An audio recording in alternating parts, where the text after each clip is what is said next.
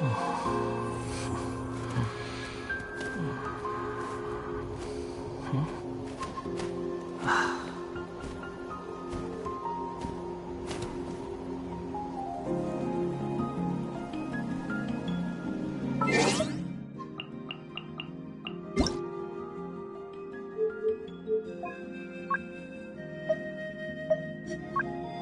coming in! Paimon coming in!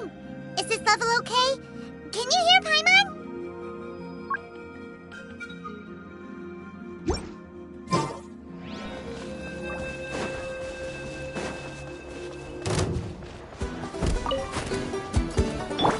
Not now. Rain outlines your fate. Let me weave you a verse. One with nature. The wind rises.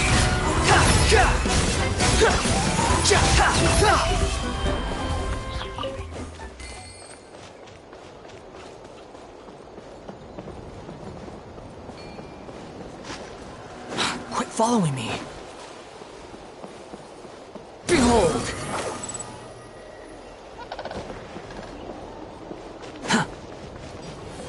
Quit following me.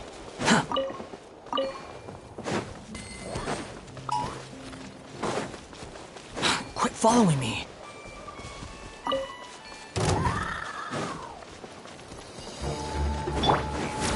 My guiding stars! Huh? No, my sword! The wind knows me. The wind rises.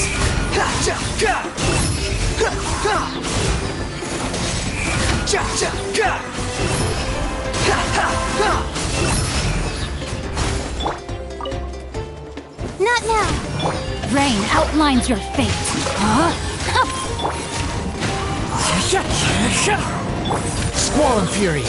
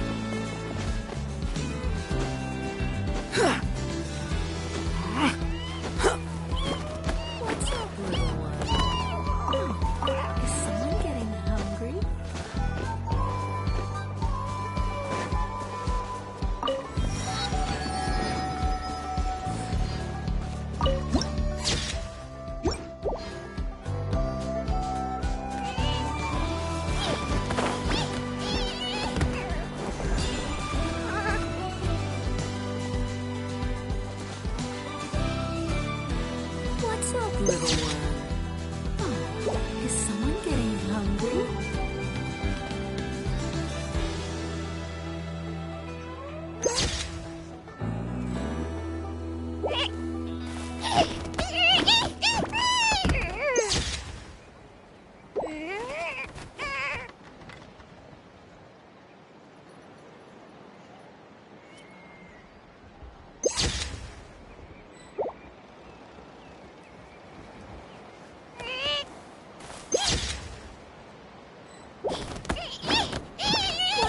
Little one.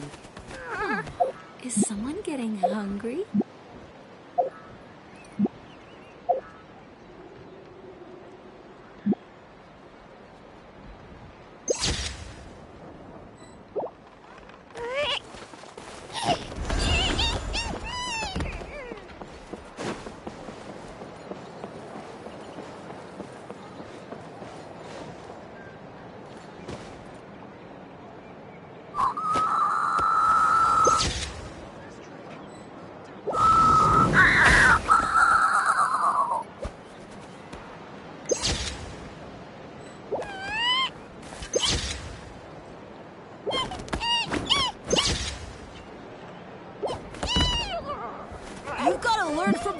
soars if you want to fly high like they do.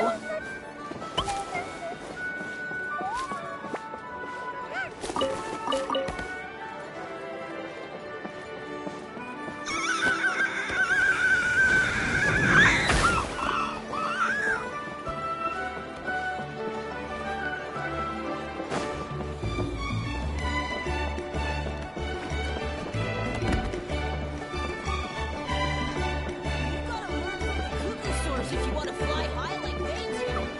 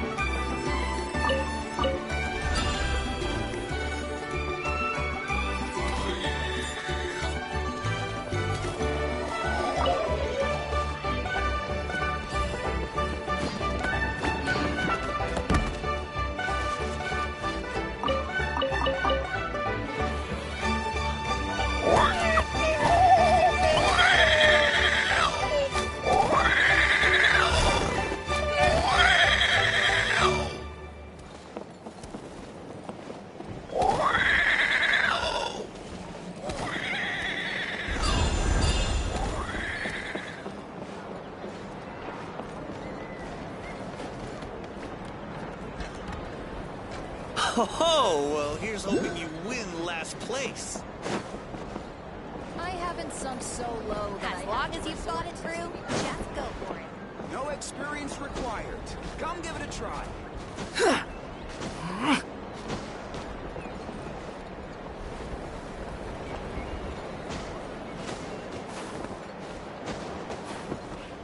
Behold!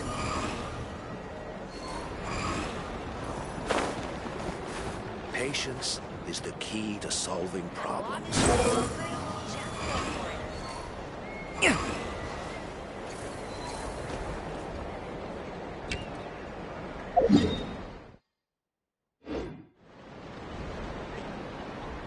The wind rises.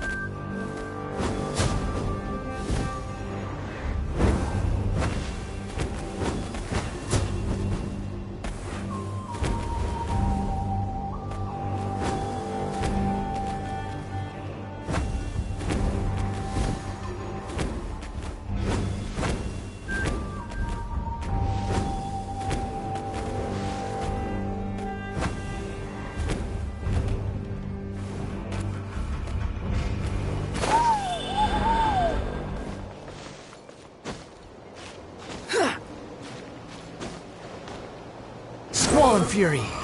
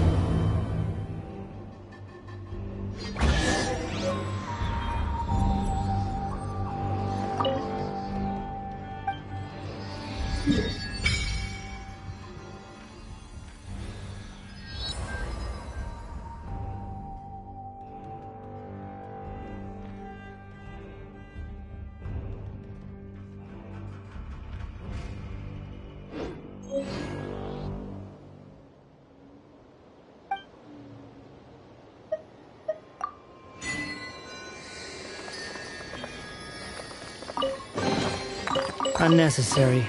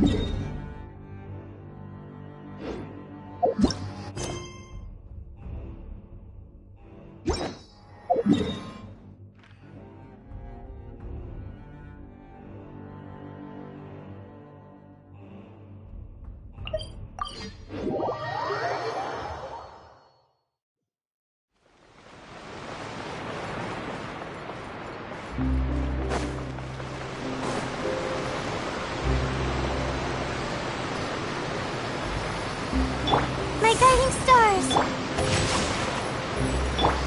Into the wind!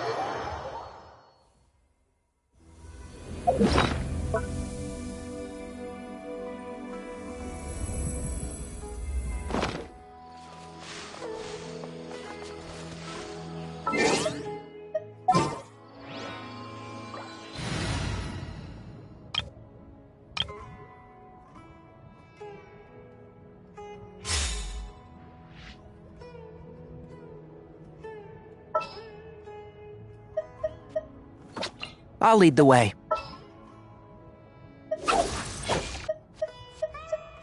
Just what will we come across this time?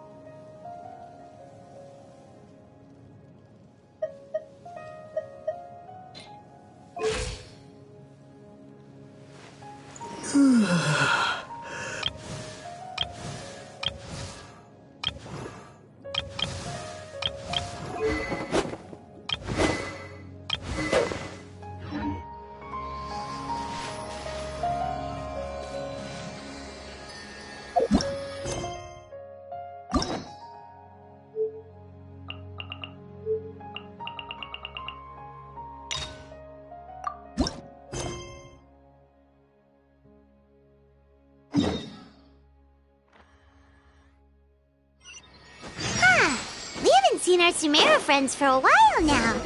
Paimon wonders how they're doing. Let's go to Sumeru City and catch up with them.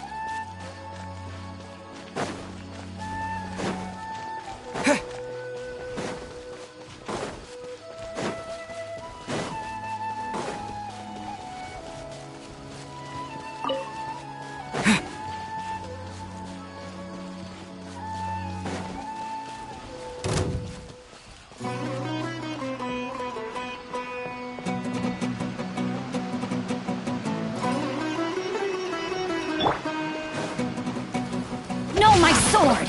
Rain outlines your fate. And Shroud!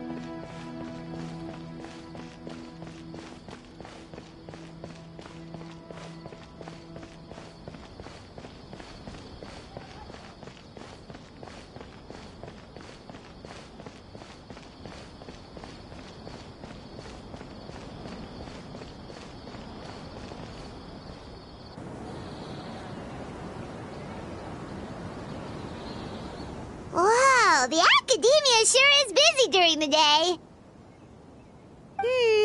But where should we go looking for people that we know? Traveler, Paimon.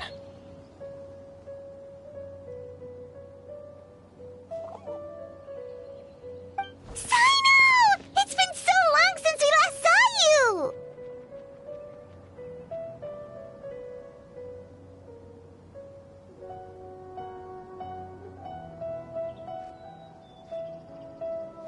Welcome back to Sumeru City.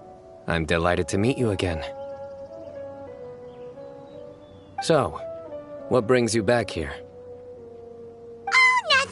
particular. Paimon just saw a really big mushroom out on the road the other day and suddenly missed all our friends in Sumeru.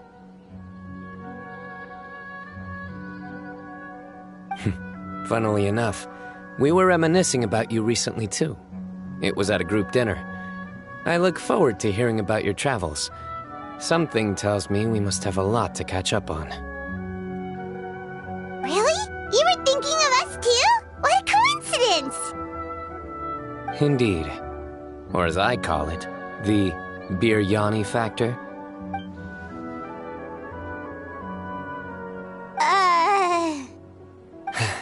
You really want me to say the rest? Okay. It's always rice to meet stew again.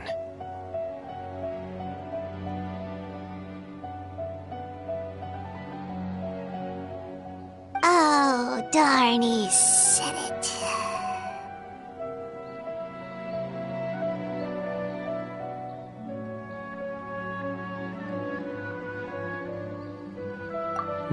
You like that one, huh? You must if you remember it after all this time. Admit the truth. You have long been in awe of my razor-sharp wit. All right. Here's your 500 Mora.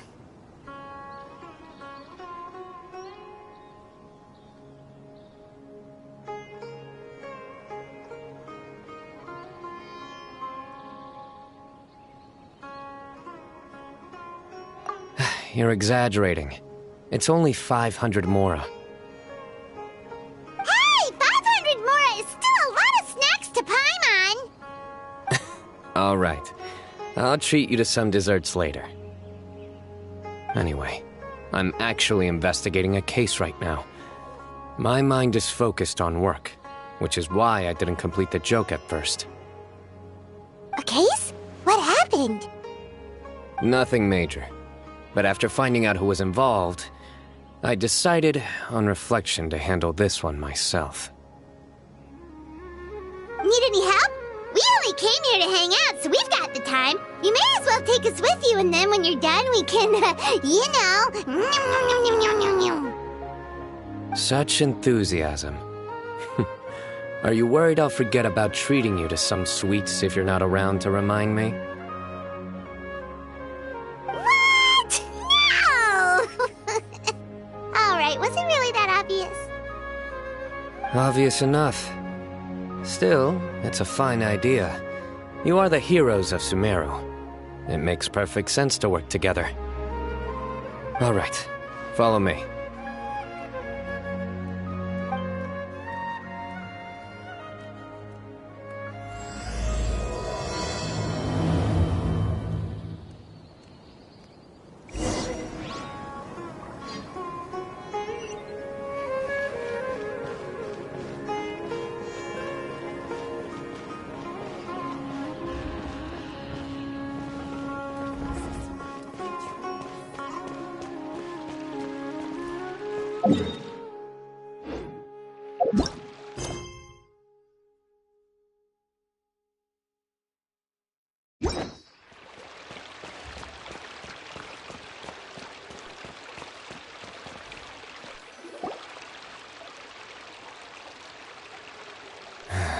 Do you see him?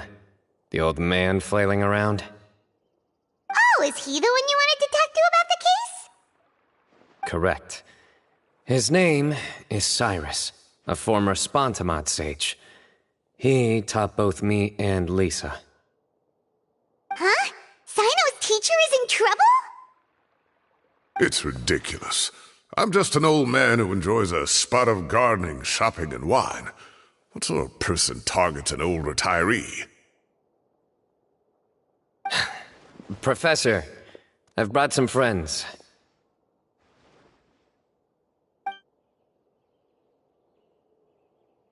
Ah, Sino. Now who do we have here? Hold on, let me think. A flying fairy dressed in white? A youth who does not seem to hail from this land? My goodness. You must be the legendary traveler in Paimon. I've heard all about what you've done for Sumeru. Wow, looks like we're really famous. I've told him about you before. You are my friends, after all. That's right. Let me summarize the situation. A couple of days ago, Professor Cyrus suddenly received a threat letter.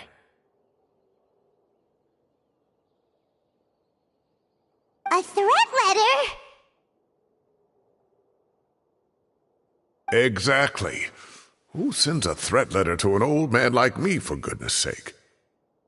This is the letter in question. Cyrus, I have uncovered your secret. If you wish to prevent it from going public, leave 10 million mora at the back door of the cafe.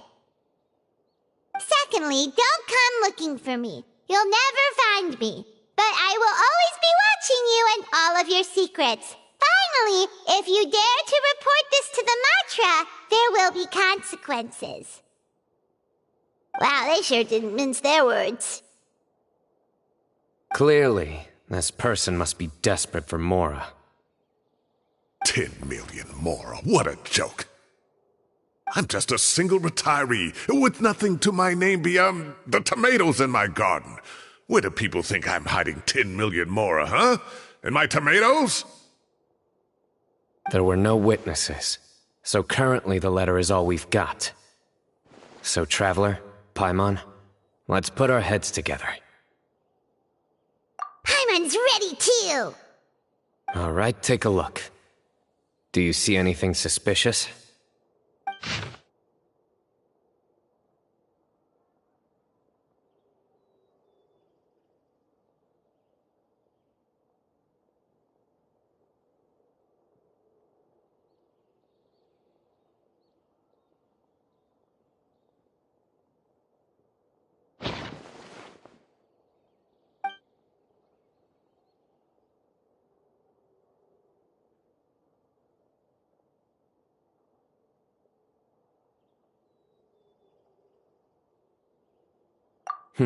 Very good. The paper has a rather rough texture. It's not the typical kind you see in most books. Another thing is, some of these strokes look kind of blurry. Could there be an issue with the ink? Possibly. And I bet the paper has something to do with it. Most of the paper around here is much smoother than this, and the ink is absorbed quickly so it doesn't run. This paper, meanwhile, it's very coarse-grained, almost as if it's made from some sort of plant matter. It's certainly not the same paper as we use in the academia, but the ink is nothing special. Just regular black ink that gets a blue tinge when applied to paper. So do we think the culprit has a connection with the academia or not? Wait, check this out! Looks like this part got wet at some point. Agreed. The staining suggests it was a colored liquid, not plain water. It also looks like it was wiped off with a damp cloth. A colored liquid, so... tea? Wine? Looks like we're thinking along similar lines. Let's go talk to Arof. There are some things I'll need him to take care of.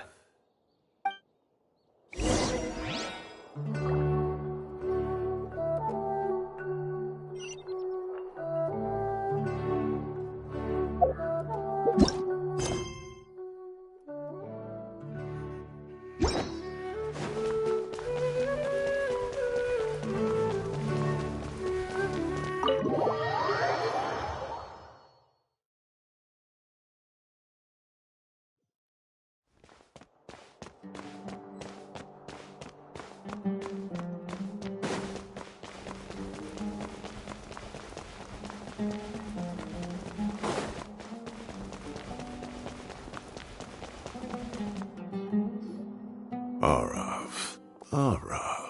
Ah, there he is.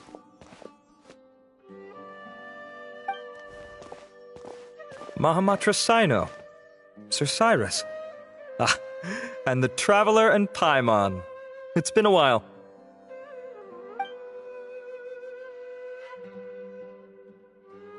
As such, I'm inclined to believe that the culprit in this case is a student at the academia. Somebody young and strapped for cash. Oh, one last thing. I'd start your investigation by taking a look at the cafes in the city. Oh, of course! You think the culprit spilled their coffee on the ladder, huh? They do look like coffee stains to me. Also, if I'm not mistaken, the letter is written on a type of scented paper that has aromatics added during the manufacturing process. The kind often provided as writing material for customers in cafes and taverns. Ah, of course! Yes, like they sell in the gift shops. I remember now. Zaha Hadid bought some a while back. She said she was going to use it as wrapping paper for a vase. Understood. I'll assemble a team to investigate the points of interest immediately. You have my gratitude. One last thing. Send some Matra to guard the entrances and exits of Sumeru City. And change into plain clothes. Don't let them see you coming. Will do.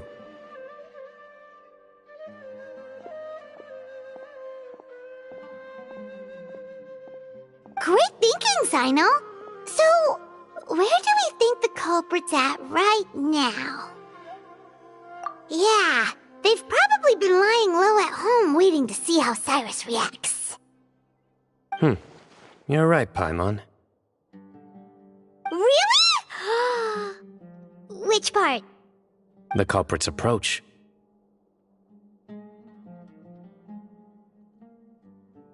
Whatever happens, they need this Mora. But just because they warned Professor Cyrus not to go to the Matra, doesn't mean they know what he'll do next.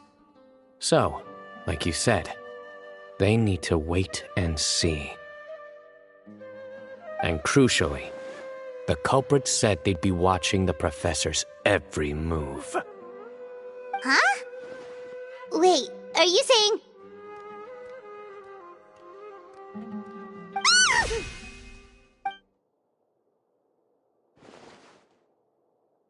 Found you!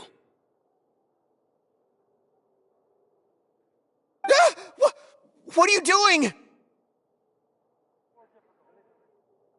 You wrote the threat letter! I don't know what you're talking about. What threat letter? I sensed someone was watching us from the shadows the moment we entered the House of Dana. You managed to stay relatively well hidden for someone reckless enough to threaten Professor Cyrus. There are a lot of people here, but we were looking specifically for Arav.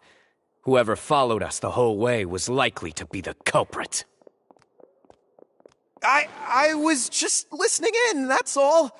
You know something big's going down when Mahamatra Sino shows up, right? So I got a little curious. What's the big deal? You smiled when Arav left. I saw it as clear as day. Is smiling a crime now? There are coffee stains on the letter. You mixed some coffee with water, gently smeared it onto the paper, then wiped it off with a wet cloth, all to create the impression that the letter was written at a cafe. Closing off the exits to the city doesn't affect you, because you already live here. And as long as the Matra were focused on the cafes, you would be free from scrutiny. The cafe was a red herring all along. You had to be somewhere where you could monitor the professor's movements. You can't pin this on me! I haven't done anything! Really? Then why are you shaking like a leaf? The innocent have no reason to fear the Matra. But you... Your heart's racing, and your eyelids are twitching. You're a terrible liar. I would never... Don't try anything or you'll pay the price. Now come with me.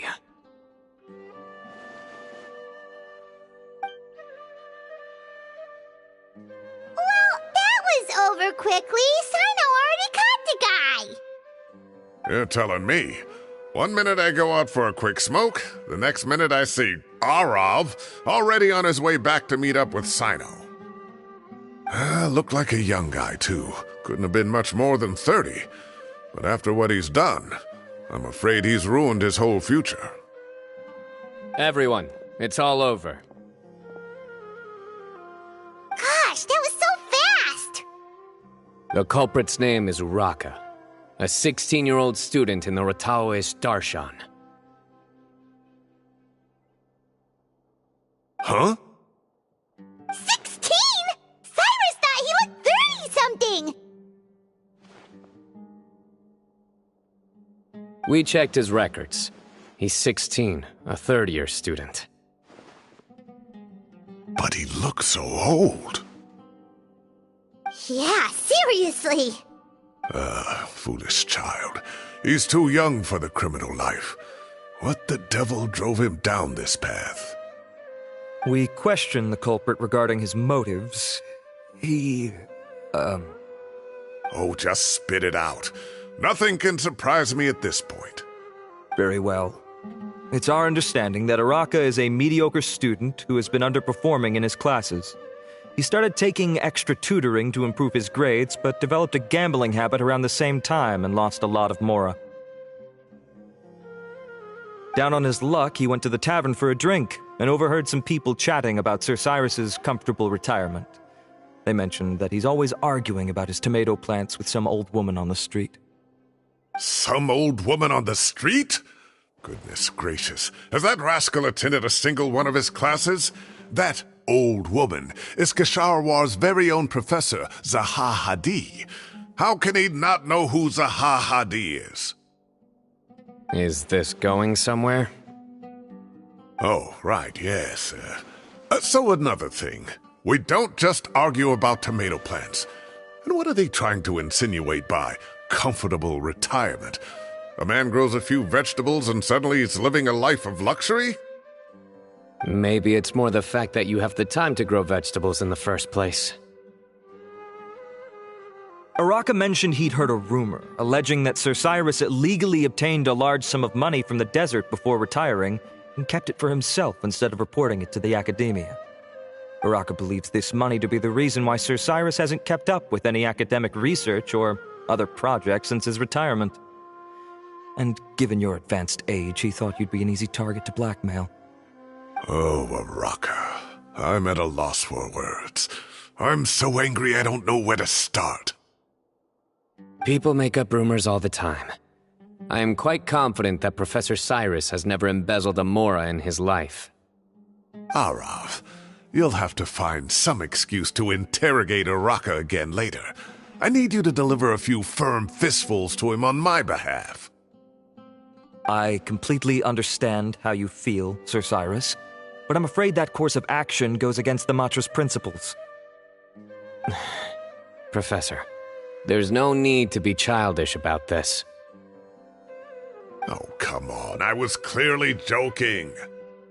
Okay. Where does this go from here? The academia will determine the appropriate disciplinary action against the student. And as for the individuals spreading rumors about the professor's obsession with tomatoes and some old woman on the street, there could be a slander case here. The Matra will continue to investigate. Who said I'm obsessed with some old woman on the street? Mind your wording or you'll start a whole new rumor. You seem confused. Oh, don't you understand? Uraka is just a young boy who made a very rash and very stupid decision based on some groundless rumor he heard. Besides, I didn't actually hand over any mora to him. The whole thing sounds a lot worse than it is. All it costs me is a little reputational damage. That's all. Please rest assured, Professor, that the Academia will issue a fair and reasonable punishment. Yes, I have no doubt about that. But as a former educator, I'd still like to have a serious conversation with the boy's parents. Their family lives in the city, yes? Correct. We looked into the family. Both parents are merchants and they're often away on business. They've never taken much of an active role in their children's lives. Oh, what a mess. You don't have to seal the evidence away yet, do you? I'd like to have that letter back for the time being, if possible. I need something concrete for when I talk to the family tonight. We have to show them how serious this situation is. The relevant authorities have already reviewed the evidence and are now discussing Araka's punishment. You can hold on to the letter for now. Just make sure to return it within a couple of days. Oh, so you'll be able to close the case in 2 days? Give or take. Cases like this are quick to resolve. Very good. Well, thank you for all your help. Perhaps we can all go for a meal together. Oh, my treat, of course. My apologies, Sir Cyrus, but I have a prior commitment. Enjoy the meal, everyone. Ah, I see. Well, that's a pity. But Sino, you have to come. You found the culprit at record speed, and I owe you for that. Ah, and isn't Tainari in town at the moment? Bring him along, too.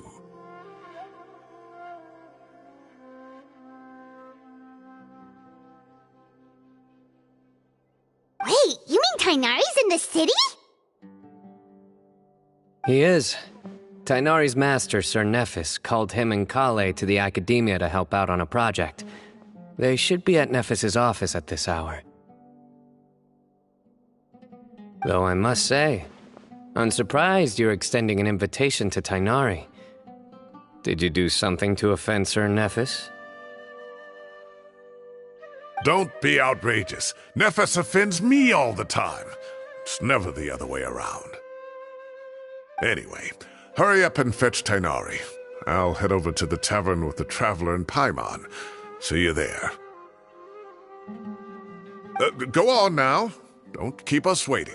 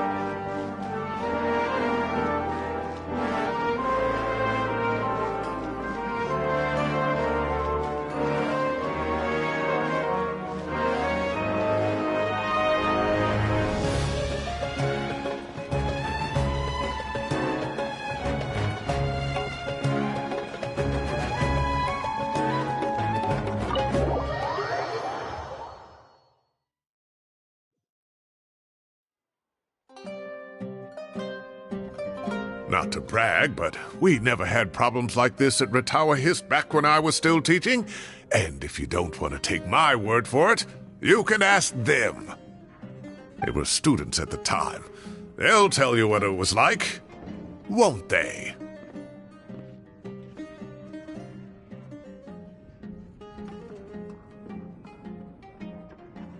I was out in the forest at least 4 days a week back then, thanks to a colossal workload from Master. It wrought havoc on my poor tail, so I didn't exactly keep up to date with what was going on at the Academia.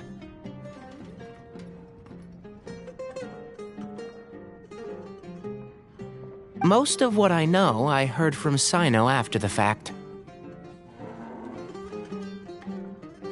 Professor's become a lot more laid back in his retirement. He used to be far stricter, and was especially known for being extremely principled. Wow. It's hard enough to stay true to your principles as a normal person. I can't imagine doing that as a sage.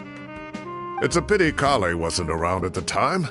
I would have happily taken her on as a student. And then we'd have one more person who has to address Lisa as upper-class woman. Really? Can't you just call her Lisa? She seems to prefer it when people treat her like an older sister. Oh, believe me, back when she was a student, nothing made her happier than the younger students acknowledging her seniority.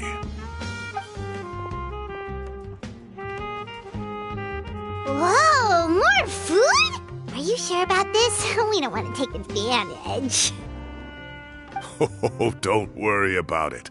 Order whatever you like. And if it's not enough, order some more.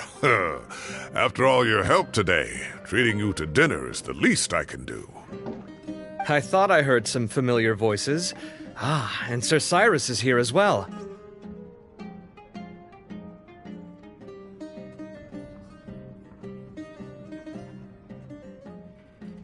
Oh, Kaveh, it's been a while. Zahahadi was talking about you last month. How have you been? I've been all right, thank you. You're looking very well, sir. I'm glad to see it.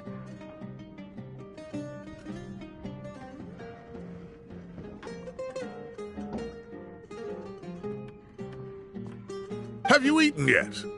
Care to join us? That's awfully kind of you, but I had a late lunch, so I'm not really hungry just yet. I'll have dinner a little bit later tonight. I just came to Lombard's to buy some wine, and when I heard some voices I recognized, I thought I'd come and say hello. So what's the occasion, anyway? Some sort of celebration? Consolation, more like. You wouldn't believe the day I've had.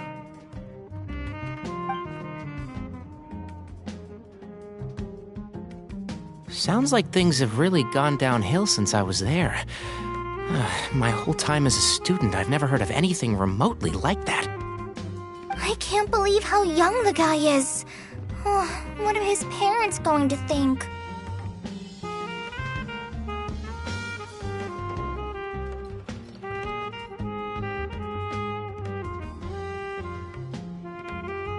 Young people are always more susceptible to making rash and ill-advised decisions.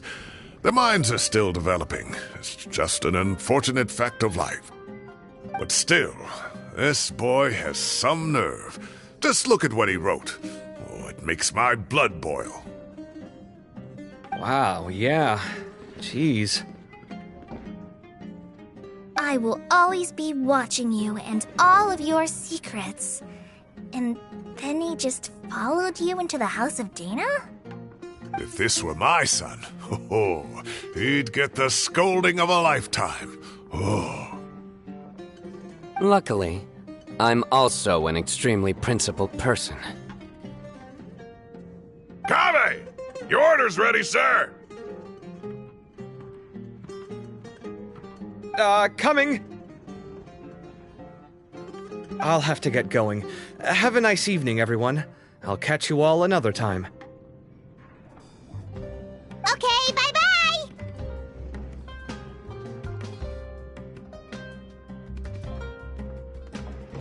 Here I am. The coffee beans are in here too. Yep, it's all there. I'll stop babbling away now. Let's eat before the food gets cold.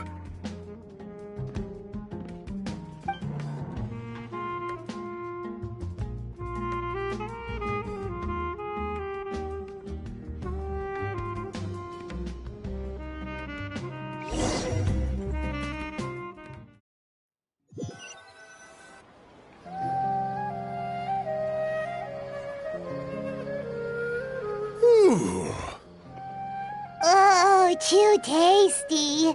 Paimon's belly is about to explode. Oh, mine too. I'll have to walk home to burn some of it off. Thanks for dinner, Sir Cyrus. Master Tainari and I will bring you some homemade herbal tea next time. It'll do wonders for your sleep. Well, I look forward to that. In fact, could I trouble you to bring a little extra for the other old folks on my street? I'll be the envy of the neighborhood. No problem at all. I'll pack some up and bring it over. I'll see you all later. I better head home now and tend to the crops. Good night, Professor. Don't let those tomatoes keep you up too late. Hey, my tomatoes are serious business. I am not about to be beaten by Zaha Hadid. Anyway, I'll be leaving now. Don't stay up too late now, children. I bid you all a good night. Take care. Have a safe trip home. All right. Now, we finally have some us time. What do you mean, us time? Well, I was talking with Tainari and Kale, and since we all have some free time, we thought we could all go camping together. Think of it as our way of welcoming you back to Sumeru. Camping? Oh, that sounds fun! Paimon's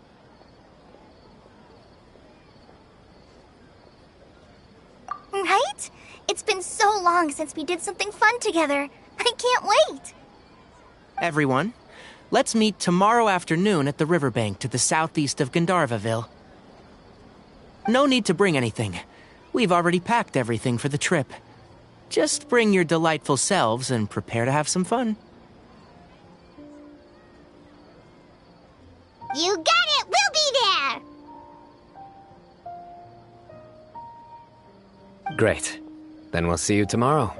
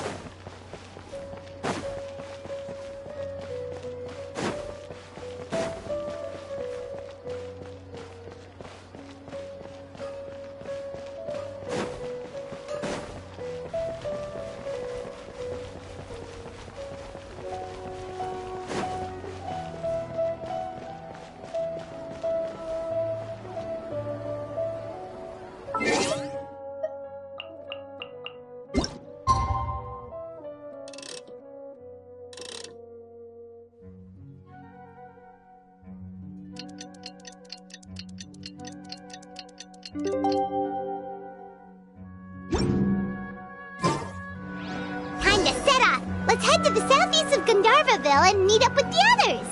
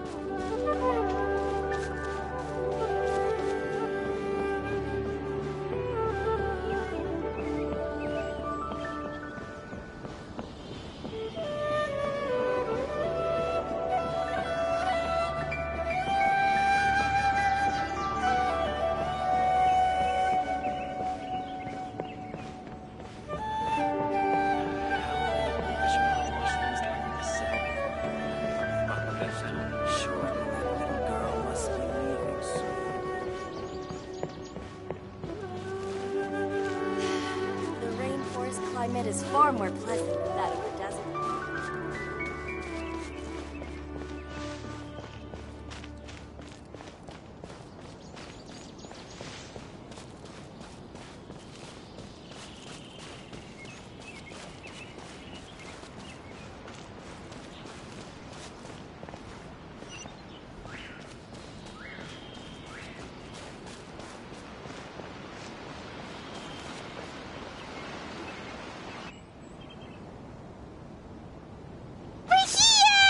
Wow, you guys are ahead of the game. You set up the tents already.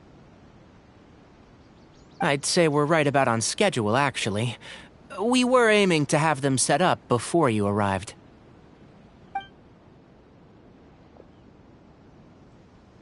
Traveler, Paimon, let's go fishing together. Whatever we catch, we can grill for dinner tonight. You got it. Dinner's on us tonight.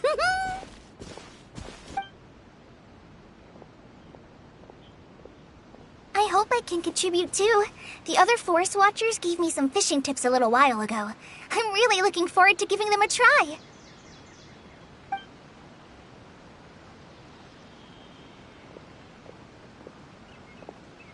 I saw some very appetizing mushrooms in the area, so I gathered a few for us. I'll leave them here along with some fresh fruit. Wow, camping with a forest watcher is the way to go.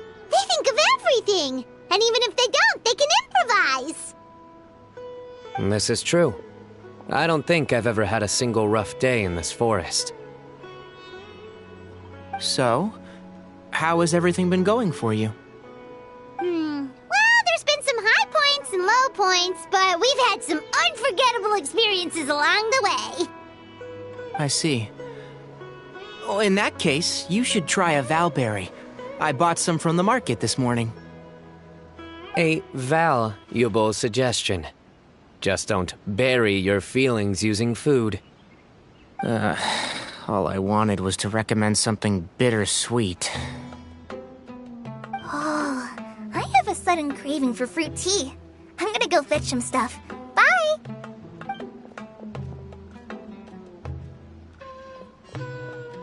She sure made a run for it. Unbelievable. She made a run for it. So Kale chose the path of tactical retreat. Could it be she foresaw what shall soon come to pass? My dear friend, you know what I am about to say.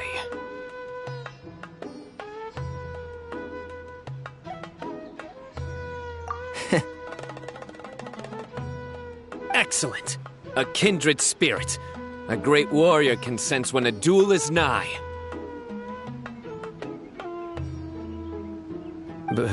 But it looks like we'll get told off if we start playing now.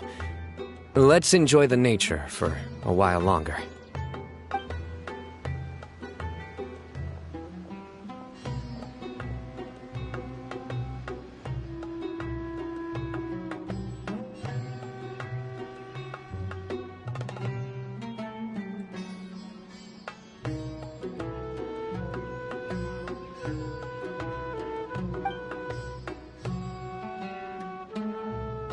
We got a bite! I'll reel it in.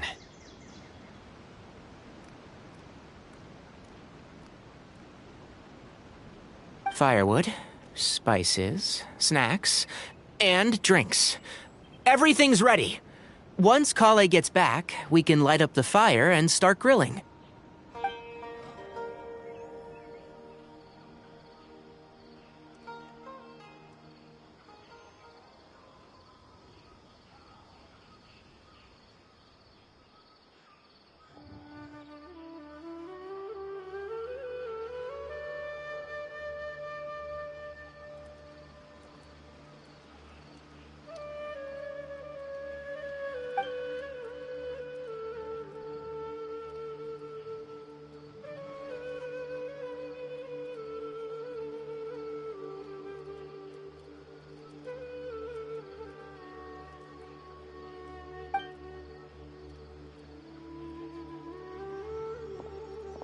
There are 3 tents. Which one do you two want to take?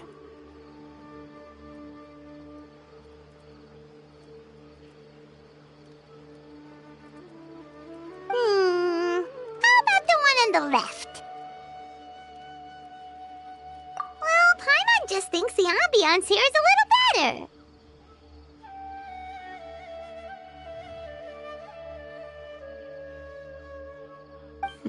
True. But it's also the closest to the water. If there are any sleepwalking fungi around tonight, they might stumble into your tent. Well, that's no good. Take my weapon. You can use it to bar the entrance. Anyone would think you were sealing the gates to King Deshret's mausoleum. Excellent. Then this tent will be an impenetrable fortress.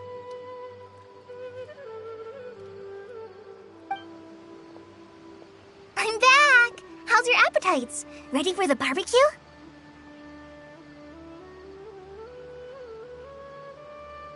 Always.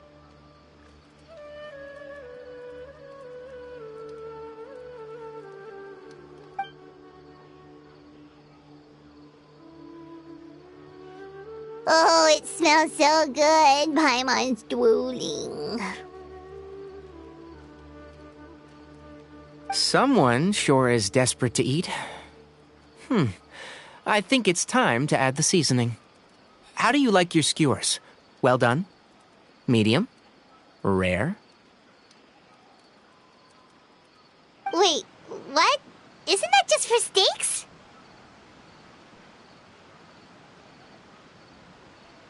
Hey, if it works for steak, maybe it works for other things too. Medium well for me. Okay, these are about ready now then. It'll be a few more minutes for anyone who wants theirs well done.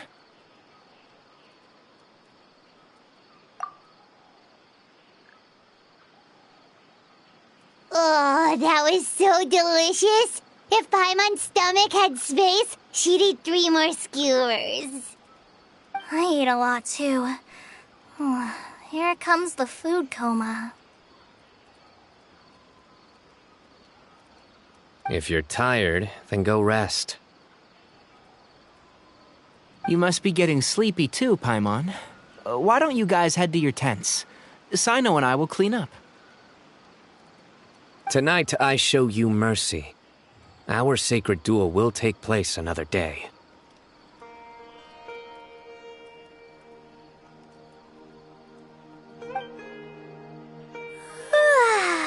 Good night.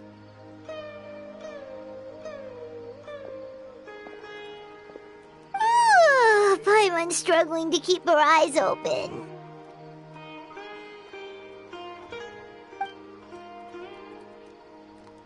Oh, don't forget this. The staff of the Scarlet Sands.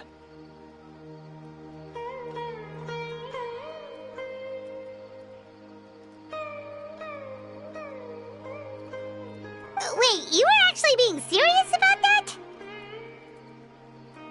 It's a very powerful weapon. Try it. Paimon can't even lift that thing.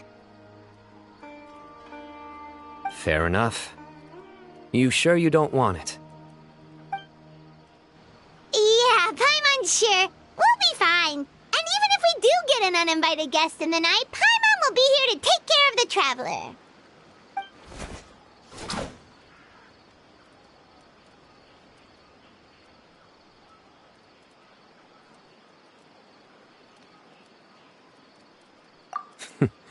That reminds me of a parting king of invocations. I'll tell you about it tomorrow. But right now, it's time to rest. Sleep well and sweet dreams.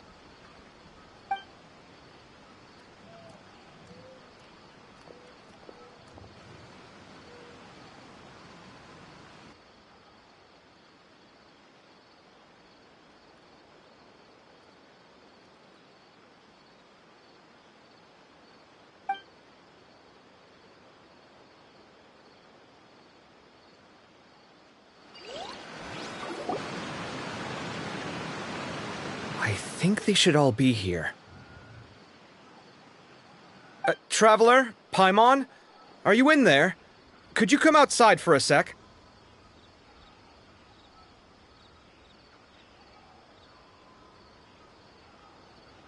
Look at this. What the? What's this sword doing here? Is it supposed to keep out intruders? Evidently.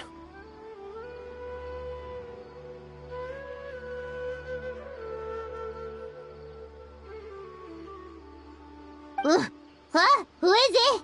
Oh, what time do you call this?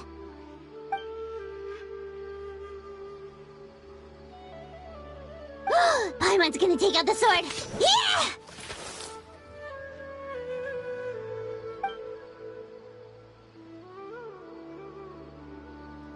Oh, hey them! Kave! What are you doing here? It's the middle of the night!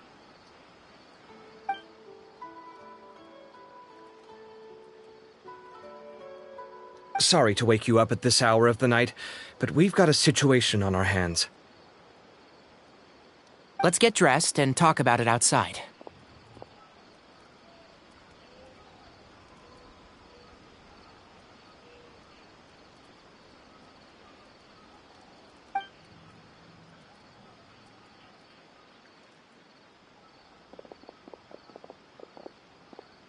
Something has come up.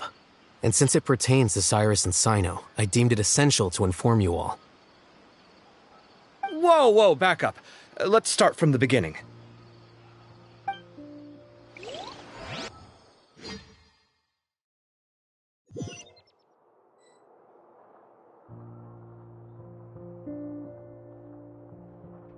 Huh?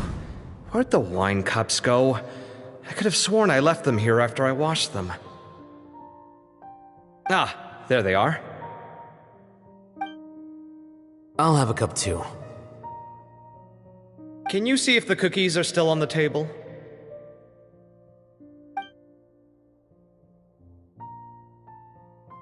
They are.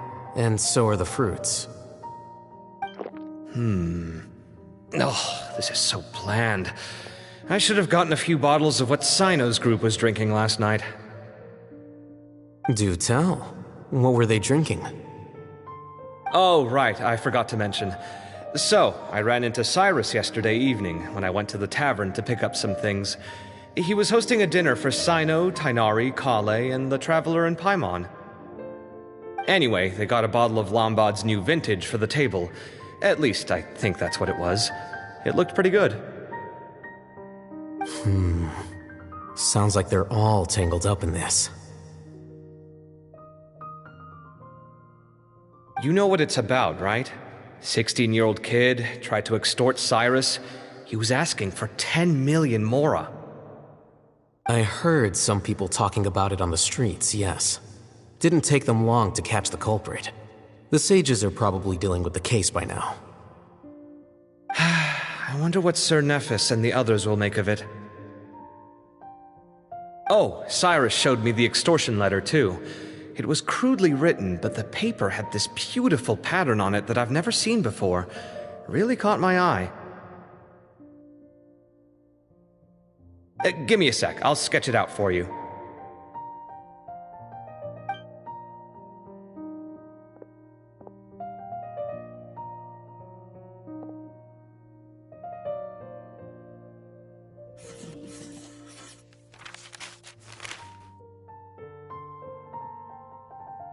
Okay, done.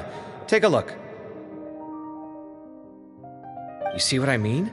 I don't think I've ever seen writing paper like this around before. God knows where the culprit got it from.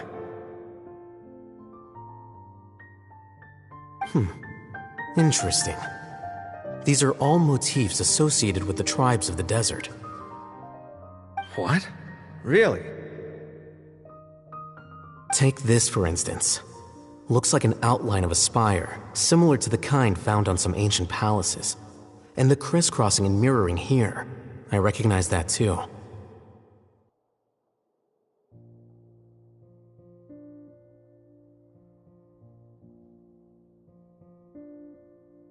It bears a striking resemblance to an ancient emblem, one that hasn't been used in a very long time. Whose emblem is it?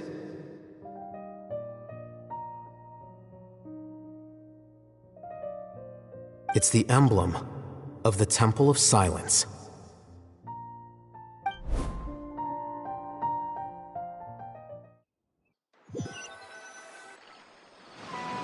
After discussing it with each other, we both agreed that something didn't feel right, so we went looking for you. This was a long way to come from the city. Alhaitham figured you were probably with Tainari, so Gandharvaville was our first stop. But the Forest Watchers told us that you'd gone camping. Then, just as we were heading off to the campsite, we ran into Sino. He said he was on a supply run. We exchanged a few words, and then he ran off. Hold on. So what's the deal with that emblem you were talking about? The Temple of Silence, you said? What is that? Should we be worried? Something's up, huh? Give me a second. Let me get Kale.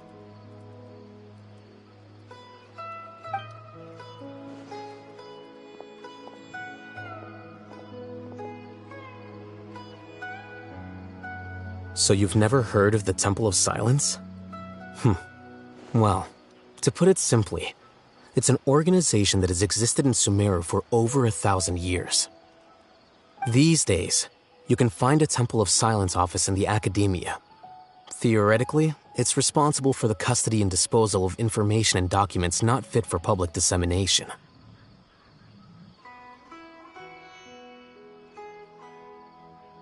At least, that's what they tell the outside world. In truth, it's essentially a vestigial institution nowadays. There's an office with their name on it, but it's functionally obsolete. Historically speaking, the original Temple of Silence is said to have been established by Hermanubis, one of the 7 pillars of King Deshret and the greatest of all sages. Most of the organization's members hailed from the desert.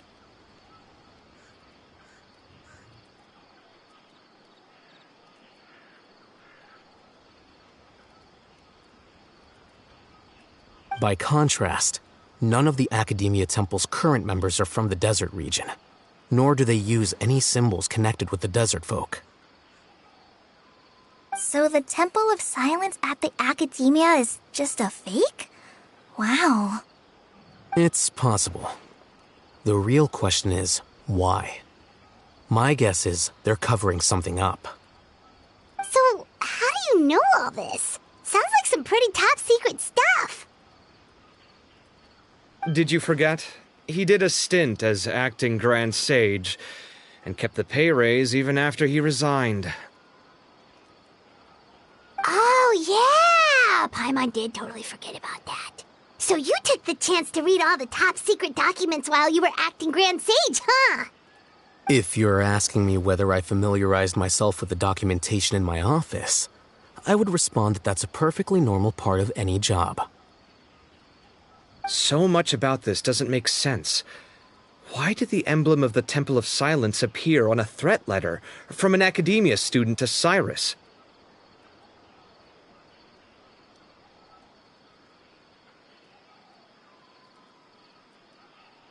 The student's only 16, and doesn't have any family ties to the desert. So where could he have seen that emblem, or gotten the paper? You said you ran into Sino, yes? Did you tell him what you've just told us? Yep. He ran off as soon as he heard what we said. Given that Cyrus is involved, he's probably halfway through solving the case by now. Still, we should try to catch up with him. At this hour of the night, Sino will probably go looking for Cyrus at his current residence. If the Academia's Temple of Silence really does exist just to cover up the truth, the sudden appearance of this emblem can't be good, and sure to stir up trouble. We should pay a visit to the Academia. Yes. As the Sage of Amorta, my master ought to know the truth about their office. You can ask him to tell you what he knows. The more information we have, the better prepared we'll be for whatever happens there. If this situation is connected to the real Temple of Silence, The emblem has to be part of a bigger conspiracy. Kale, could I trouble you to send a message to the core of 30? Tell them to keep an eye out for Cyno and Cyrus. Traveler, Paimon, you two come with me. We'll go after Cyno. Sounds like a plan. Let's go. Cyrus has been living in the city lately. He rented a place near the field so he can keep an eye on his tomato plants. Then let's go look for him there.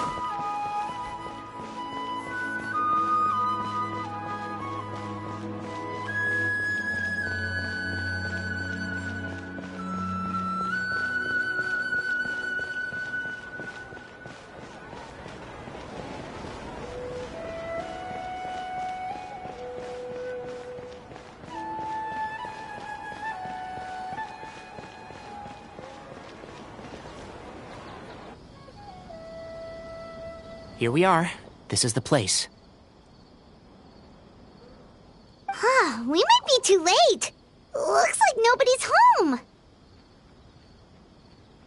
Oh, Sino moves fast. If he was here, he's probably long gone by now. I know that voice. Is that Tainari I hear? Ah! Professor Zahahadi! Wow, so it really is you. My goodness, whatever is going on tonight? We're looking for Sino. So, he's already been here. Yes, not long ago, in fact. He knocked on my door and asked if I'd seen Cyrus today at all. I told him the old fool left early this morning, and I hadn't heard him come back. So we went to his place, and would you believe it? He's gone. Goodness knows where to. It must have alarmed Sino, because he took off in an awful hurry after that.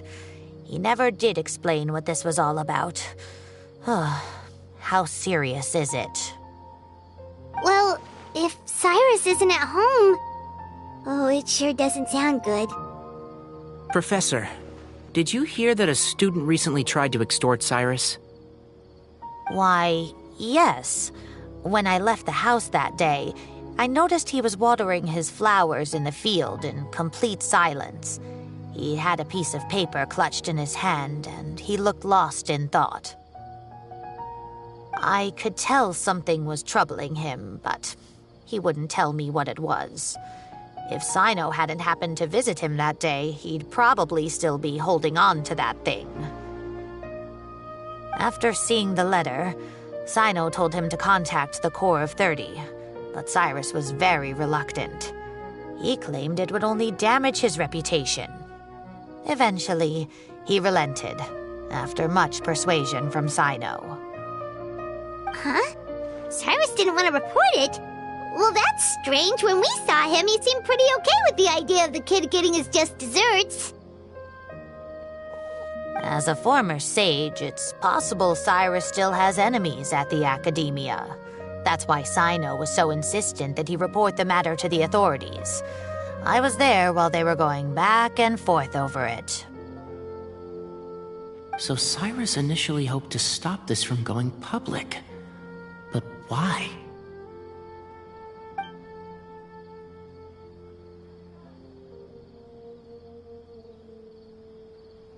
Oh, dear. What on earth has that old fool gotten himself wrapped up in? Oh, I do hope he's not in danger. Oh, I almost forgot. Sino left me this letter to pass on to you. He wrote it when he came by earlier. He realized you might come looking for him. Thank you. What does it say? Let Paimon take a look!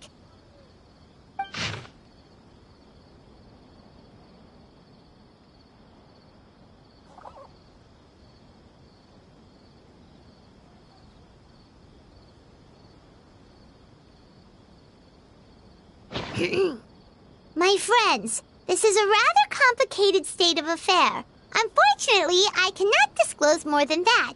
I ask you to understand and accept that I had to act alone at this stage. Don't come after me. Yep, that sounds like Sino. Thank you, Professor. Please do not worry. We will do all we can to protect both Sino and Cyrus. Traveler, Paimon, let's head to the Academia and regroup.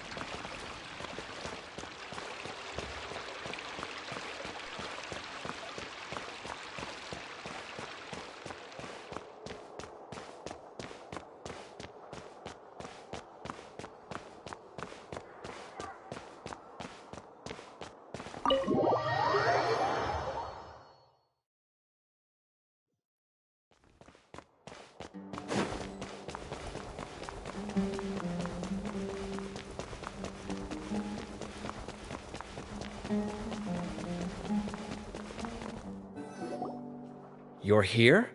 I thought you were going after... Ah, I guess you lost their trail. We went to Cyrus's house. No one was there. Sino got there before us, but he was long gone by the time we arrived. He didn't say where he was going? No, he left us a letter and told us not to go after him. Can't say I'm surprised. Typical Sino. Anyway, some updates on progress on our end. I drew the emblem from memory again, but in more detail this time.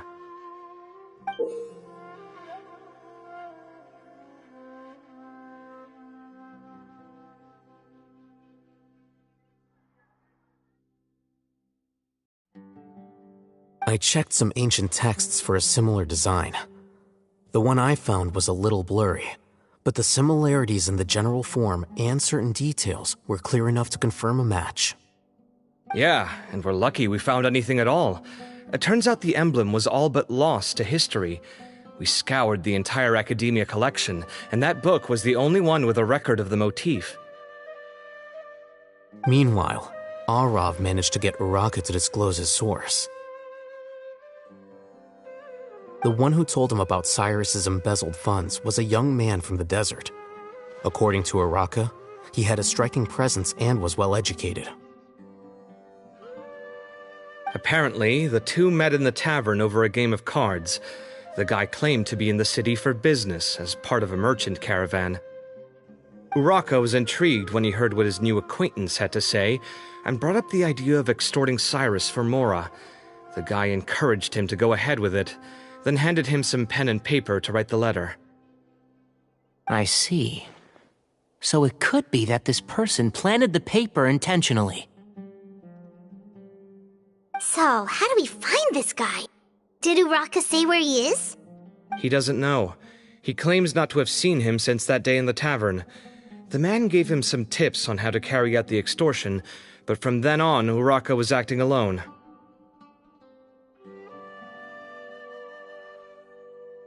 Nephis and Arav have gone to meet the Court of 30 and review the city's entry and exit records.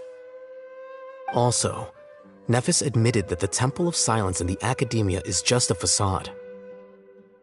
The true Temple of Silence once came to the rainforest to establish a collaboration with the Academia, but as time went by, the sages gradually became corrupt and foolish. The Temple of Silence felt that they could no longer trust the Academia and ended the partnership. They retreated back to the desert about 400 years ago. Ever since its inception, the Temple of Silence has been the guardians of King Deshret's civilization and belief system. They traveled throughout Sumeru, sequestering and guarding any wisdom that posed a threat to the people's livelihoods. At its roots, it was a legitimate and reputable organization whose purpose was to guide people towards the right path. The Academia of the day knew that the split would damage their reputation if it became a matter of public knowledge. And so, they set up a dummy organization of their own to conceal the truth. Not only that, but they managed to keep up the charade for hundreds of years! So how did Cyrus become acquainted with the true Temple of Silence if they left centuries ago? I'll bet that's the question that bothered Sino. Probably why he went after him in such a rush. Whoever is behind this, getting Uraka to extort Cyrus was only the first step of the plan. Their true goal in doing so was for Cyrus to see the emblem on the letter. He must have recognized it right away. That'll be why he didn't want to involve the authorities. He probably hoped to take care of the whole thing by himself. Unfortunately for him, Sino had other plans. Since the desert is where the Temple of Silence originated, that is in all likelihood where Cyrus went. I have to go after him. Really? Are you sure that's a good idea, with how you respond to the heat? Why don't we send someone else? I should be fine, as long as I bring plenty of water.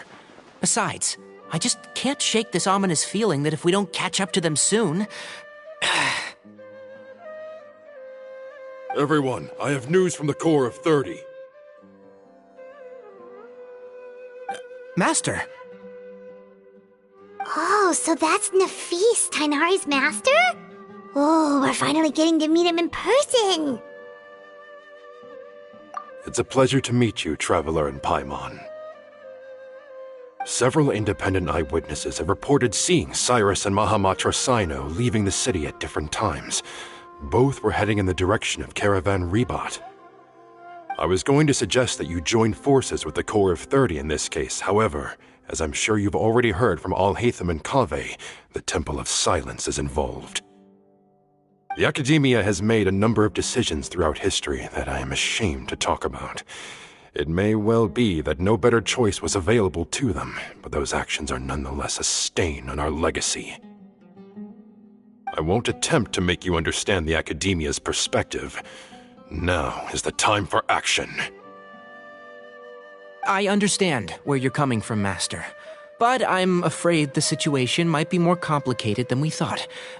I think we need to keep a low profile, or risk making things worse. Good point. If Cyrus is involved with the other side, or worse, if he's fallen into their hands, and... everyone, we have to get Cyrus and Sino back safely. We cannot afford to lose them. Need our help? Whatever you need, we got you covered. Really? Wonderful. You have my most sincere gratitude. Arav and I will continue to follow up on the lead from Uraka. Kaveh, Scribe Alhaitham, I'd like to ask you to cover the duties of the House of Dana.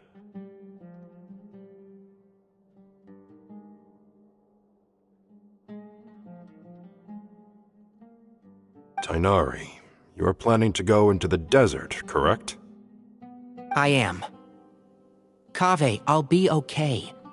You stay behind to help Master and Alhaitham. Well, if you're sure... Okay. But be careful. Thank you all. Arav, let's go. You'd better get moving. Don't forget to ask for help when you need it. Will do. Let's go, Tainari. Hopefully we can catch up with Sino before it's too late.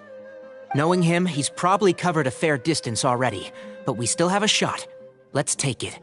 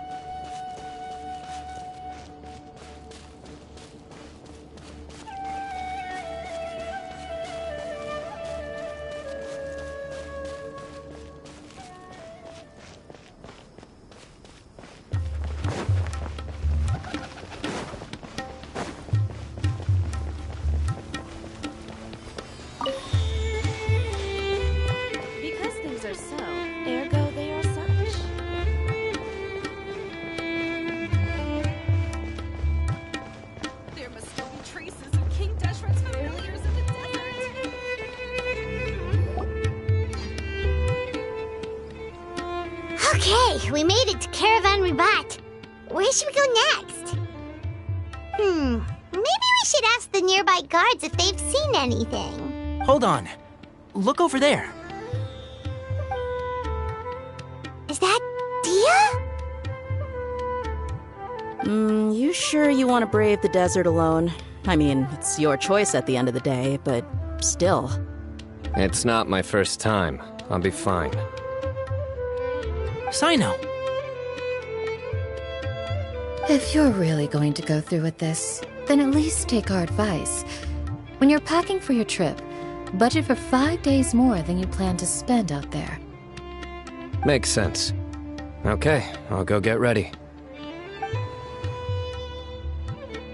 Thought we might find you here. You're trying to retrace Cyrus's steps, aren't you? Didn't I tell you not to come after me? I thought I had a good lead on you. Well, sorry, but we never agreed to that. Why would you go off on your own like this? Nothing personal. It's just a complex situation. And I'd rather not involve anyone else if I can help it. Takes a special kind of person to get Sino chasing them all the way out to Caravan Ribat.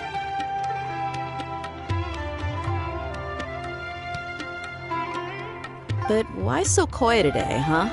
You only gave us his age and description. Why can't you reveal his name? Is he Sumeru's most wanted or something? Oh, also, hey guys, it's been a while. Dia and Candace! So nice to see you. Actually, seeing all of our friends is the whole reason we're here. You're looking well. Glad to see it. Candace and I came to Caravan Ribat on business. We ran into Sino as he was asking about some elderly gentleman's whereabouts. Some people say they saw him. Guess he stood out as an older guy heading into the desert alone with just a sumpter beast in tow and very few supplies. That's gotta be one heck of a story there. Sino, it's okay if you can't tell us anything about the case, but let us know how we can support you. We're here to help however you need. The more people we have working on this, the quicker we'll be able to find the person you seek.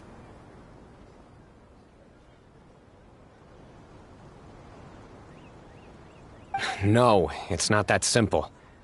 If I'm right, he'll be doing everything he can to avoid us. We spoke with Zaha Hadid. From what she said, it's pretty clear that he wants to try and solve this on his own. It won't be easy trying to find him in the desert when he's deliberately trying to cover his tracks. Sounds like this is far more complex than we imagined. Still, if he started from Caravan Ribat, the chances are that his route took him past our village. You may as well ask if anyone there has seen him. My thanks to you both. Once this is resolved, I will find a way to repay you. Ah, come on. No need to get all serious. Just buy a round of drinks next time we're all in the city or something. That's a deal. All right, so, you all set? Yes, we'll handle it from here. Thank you again for your help. I don't take it for granted. All right, then we'll leave you to it. Just remember, if you change your mind and need some reinforcements, we'll be here. And don't think you'd be imposing. You can depend on us.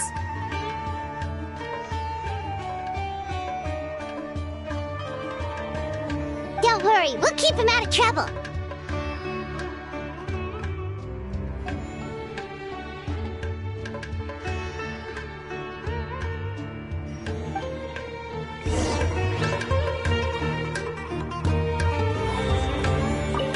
Sino should count himself lucky that the Traveler and Tainari got here when they did. What was he thinking, trying to play the lone hero? The desert tests the character of all who enter it, and only those with wisdom and courage shall prevail. But take heart. With his companions by his side, no harm will come to Sino. Welcome, merry traveler. All who seek rest will find it here.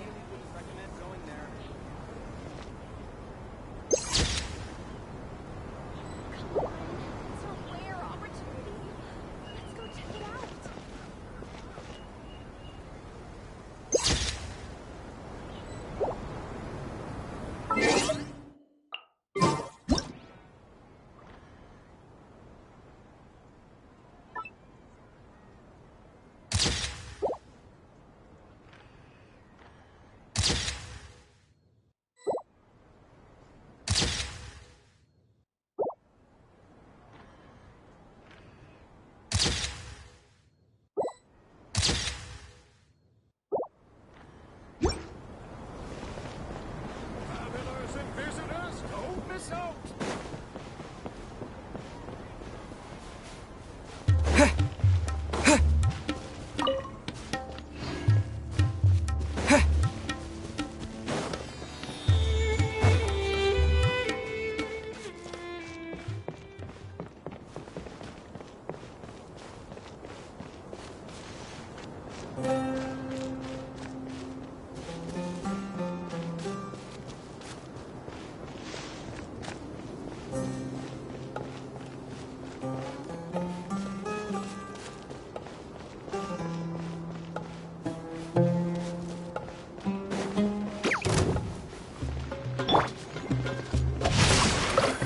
Rain cutter! Can't see?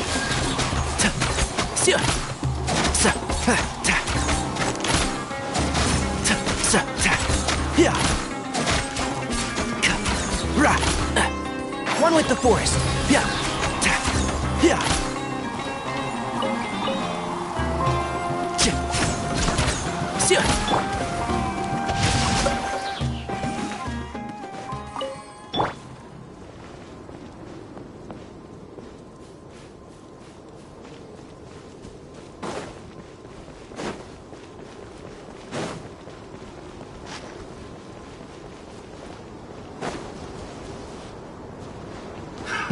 Another test subject. Have a little taste. I let my guard down. Let me weave you a verse. Rain outlines your fate. Know my sword. I hear everything.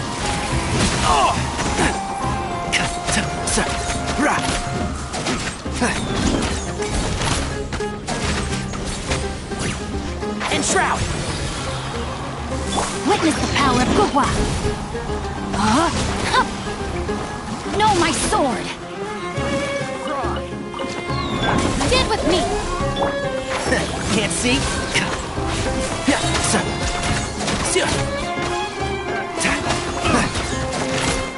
I'll uproot you!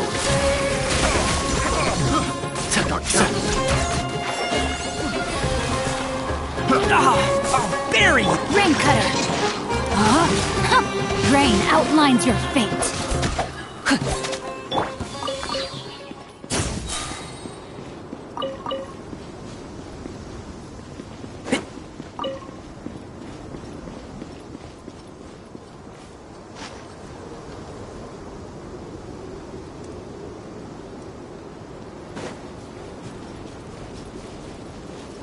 Keep up.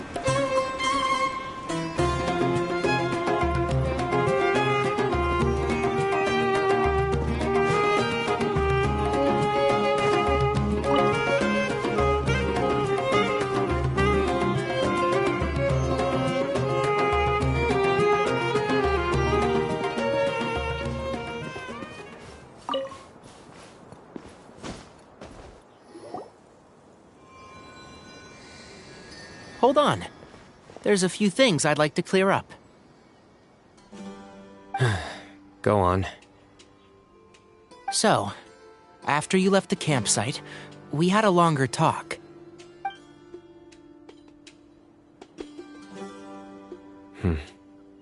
Clearly, we've only scratched the surface of the Temple of Silence question. It doesn't surprise me at all that the one in the academia is a fake. Do you have any connection with the Temple of Silence?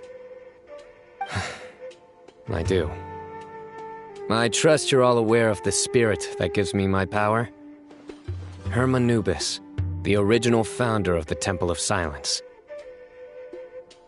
Due to my unique constitution, I was put through a number of trials in the desert when I was younger.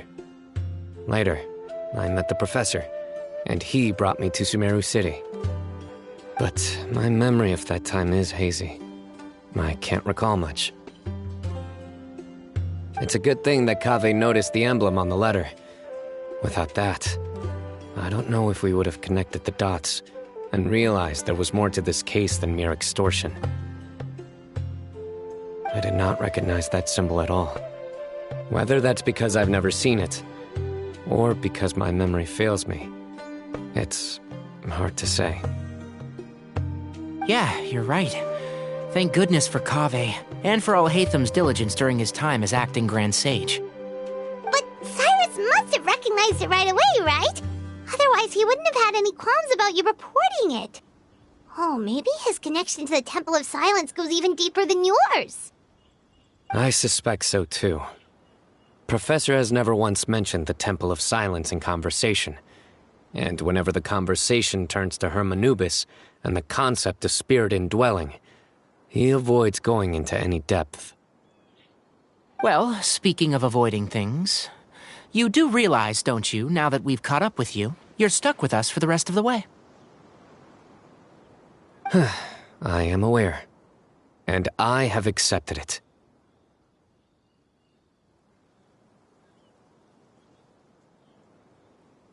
Or rather, I don't see how I could manage to ditch you en route, so I might as well accept that you're coming with me.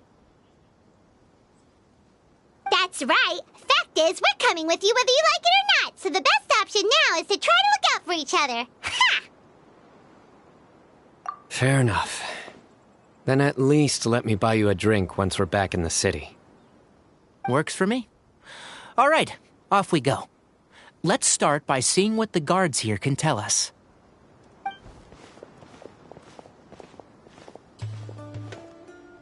Hello. Mahamatra Sino? I'm looking for someone, so I'd like to confirm any recent foot traffic in and out of Aru Village.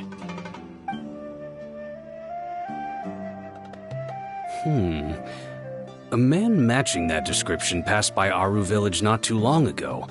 He stopped by to load up on food and water and feed his sumpter beast, then he was on his way. Where was he going? Let me think. He took a seat by the entrance of the village for a while and had a brief chat with the person who came to deliver the water. He said he was headed somewhere near an oasis, but he didn't mention which one. Do you have a map? I can mark out the direction he was heading and the best routes to any nearby oases. I have one. Mark away. Great.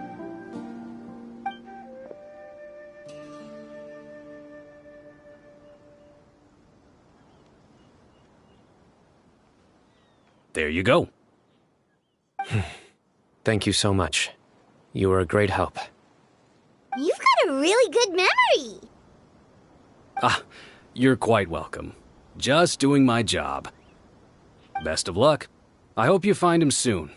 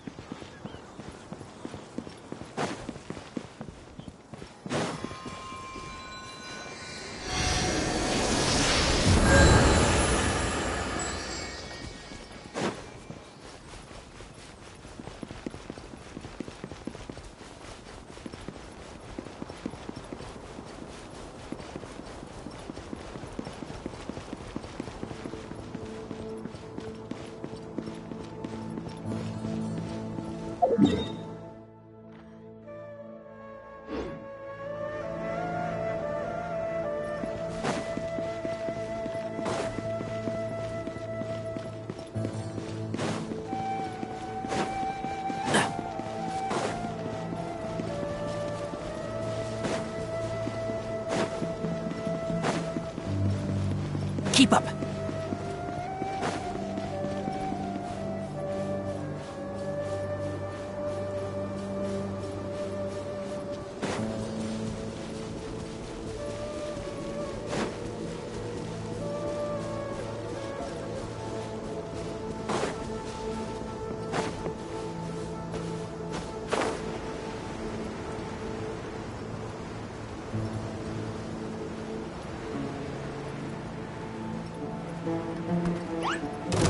And shroud! No, my sword! Let me weave you a verse.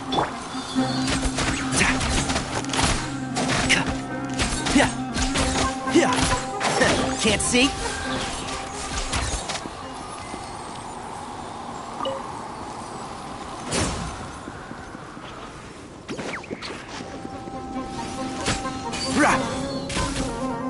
One with the forest.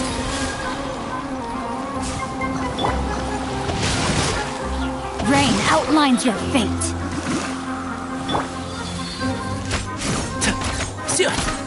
And shroud.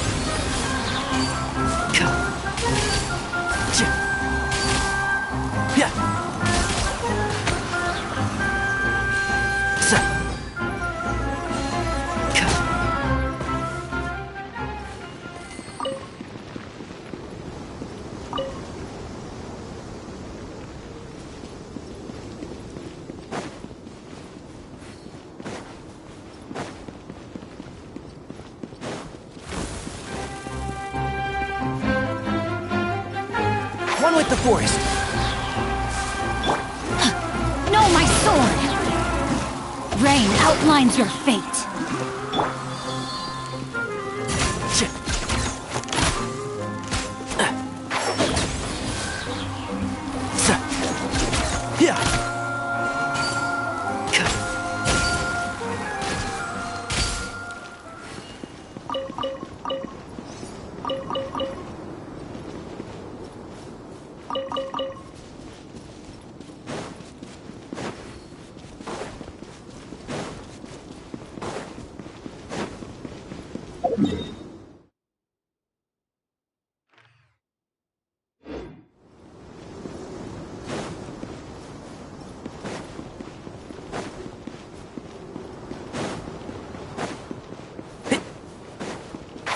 Can't see? Rain outlines your fate.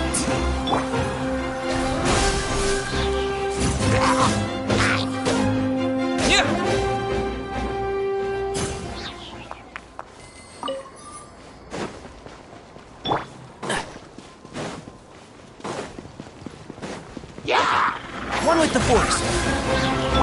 Witness the power of Gugwa. No, my sword!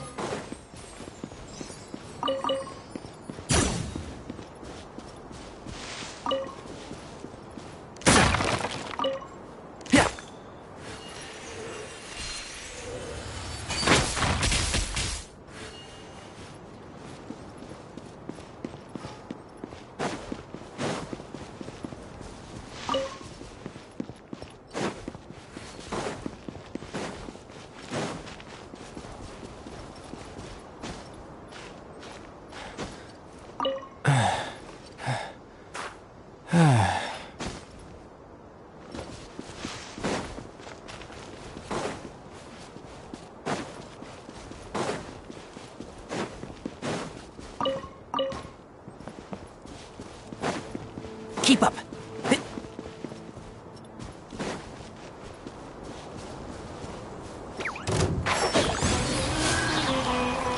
Let me weave you a verse.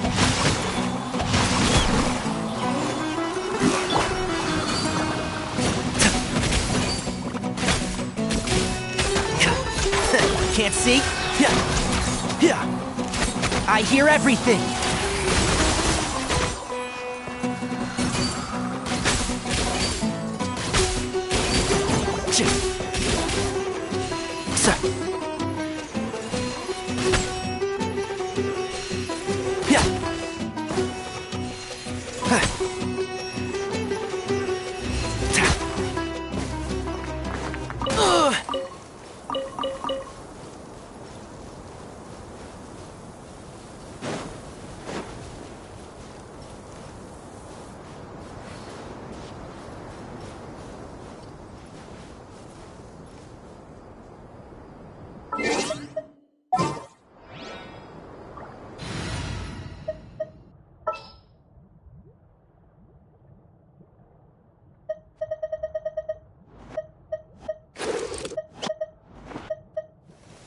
I got you, boss.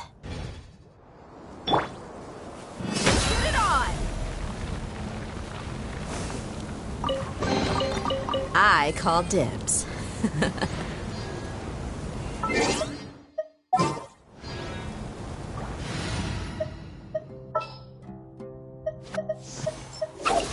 What'd they do this time?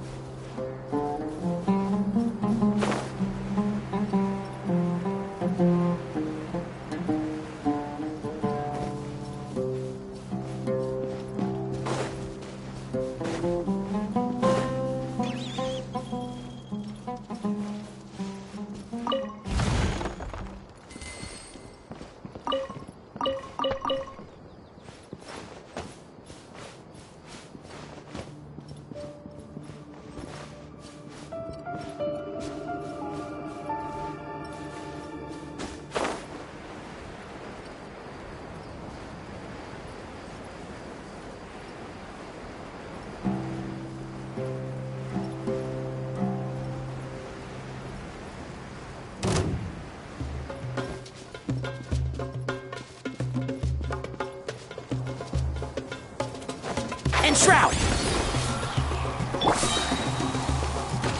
Witness the power of Gugwa.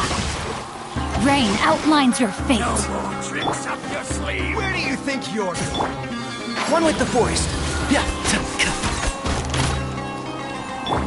Lightning purified! Our bond is strong.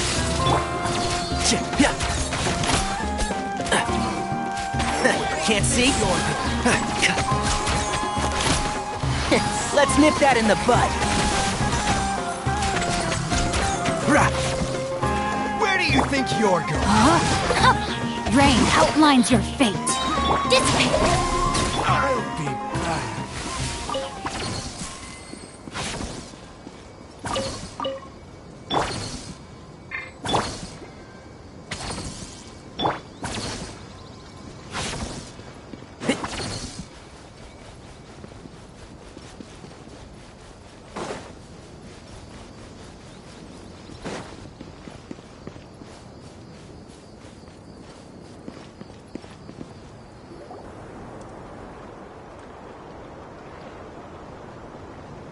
Hold on.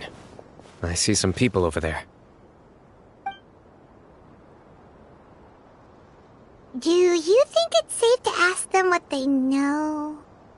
Should be. I'll go... No. I'll do it.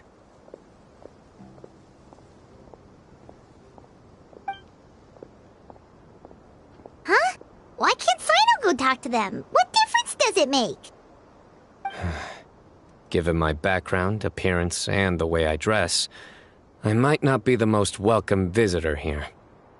Just in case, it's probably better to let a more neutral party handle things.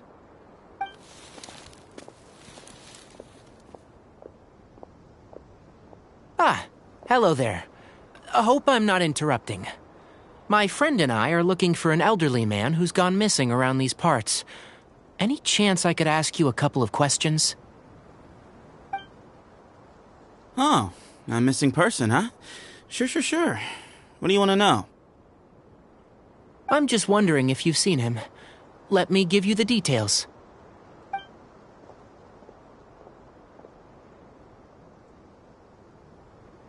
So, a silver-haired guy in a long robe, culture type with thoughtful eyes, and he's traveling alone. He'd stand out like a sore thumb around here. Yeah, sounds like the kind of guy we'd remember if we saw him. He's looking behind me.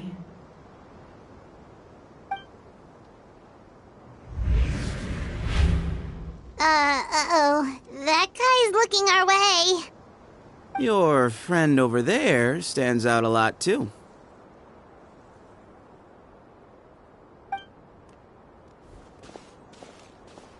Hey, aren't you Sino, the General Mahamatra?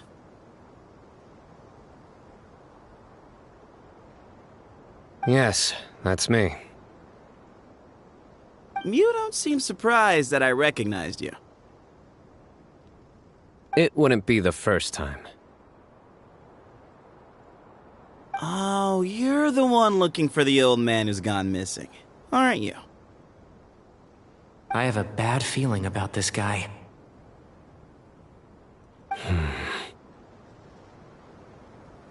Someone's on edge. You don't trust me much, do you?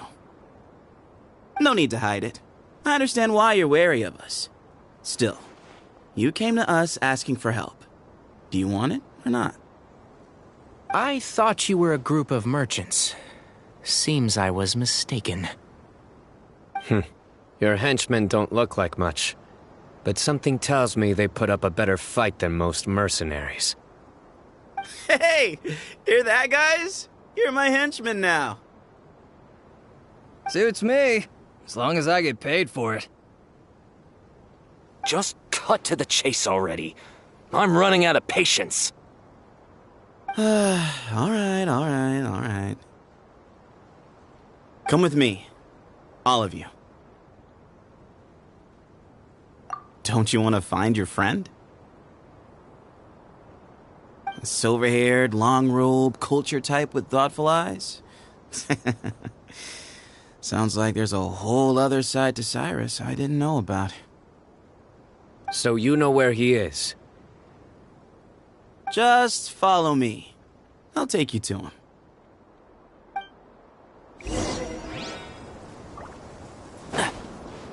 Keep up.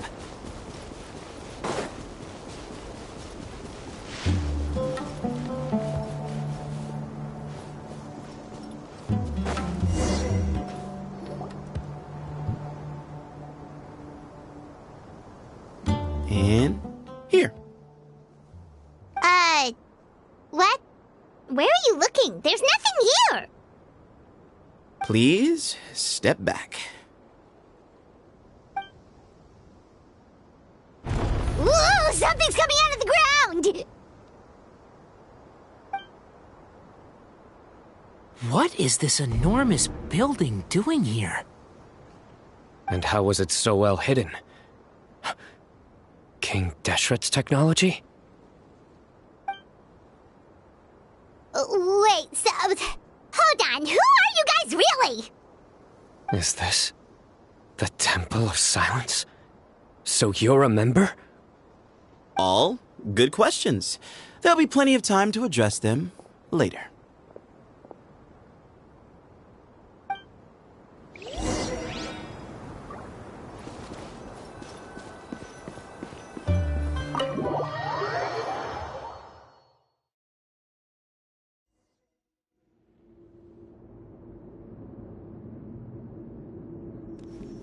This is not what Paimon was expecting to find in the desert, especially not hidden right next to an oasis.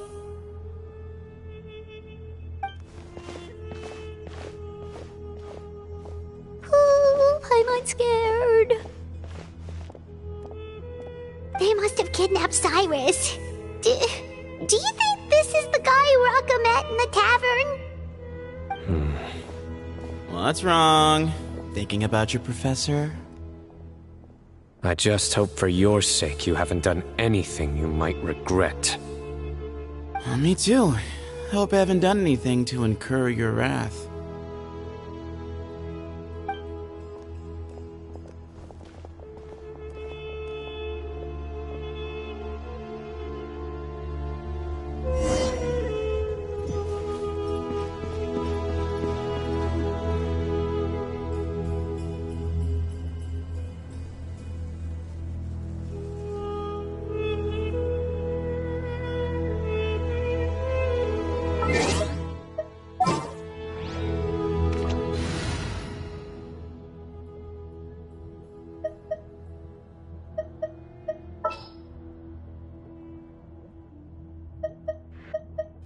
Who's our next target?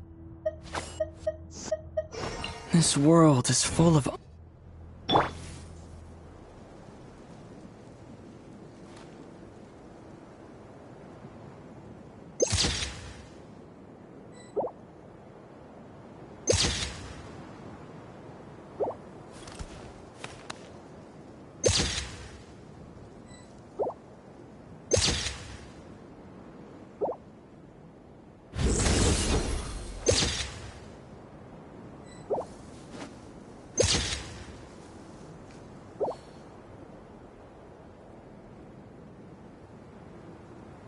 Surrender!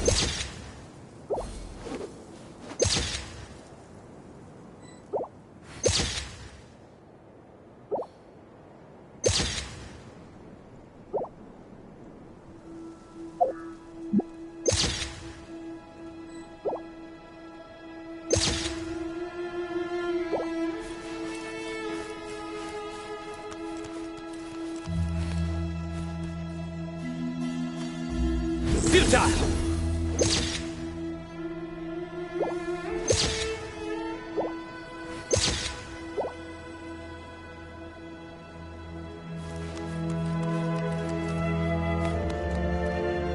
Surrender!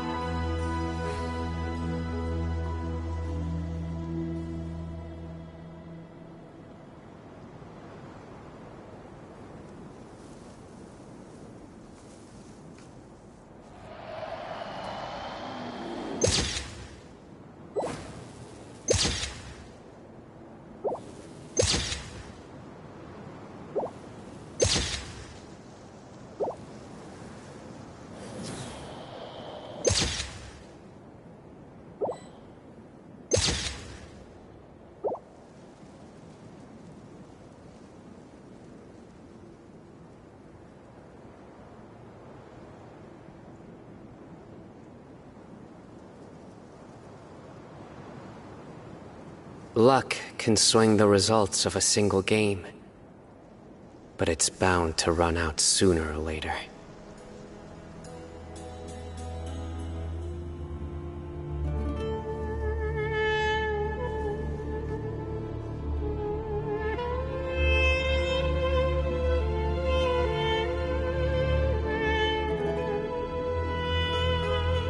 I do try to lighten the mood sometimes, but I'm not the best judge of other people's sense of humor.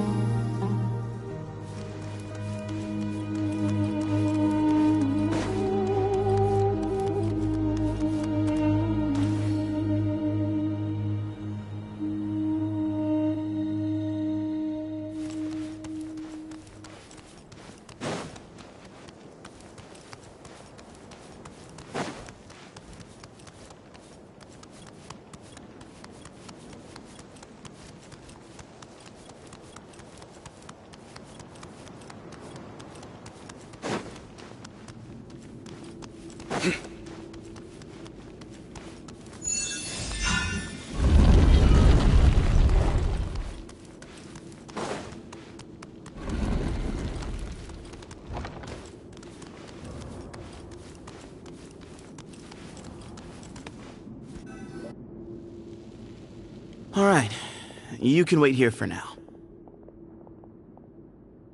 I'll inform our leader that you've arrived at the Temple of Silence. Sit tight until he comes to greet you.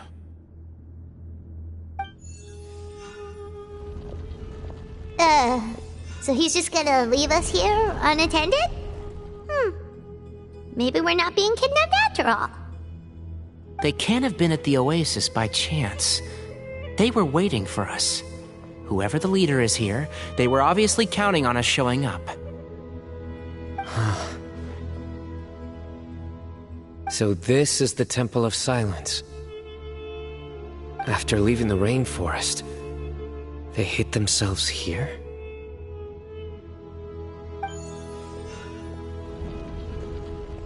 Hey, look! That guy's coming back. Don't worry. Someone will come and call for you soon. What's your name? Sorry, guess I was so delighted to see you, I forgot to introduce myself. My name is Sethos. I'll be here if you need me, but I'm not planning on answering all of your questions. Other than that, you can occupy yourselves however you see fit. So we're free to explore by ourselves? Yep. I mean, I'm not worried about you running off. Cyrus is here. And unless I've misunderstood, you're all quite anxious to see him again.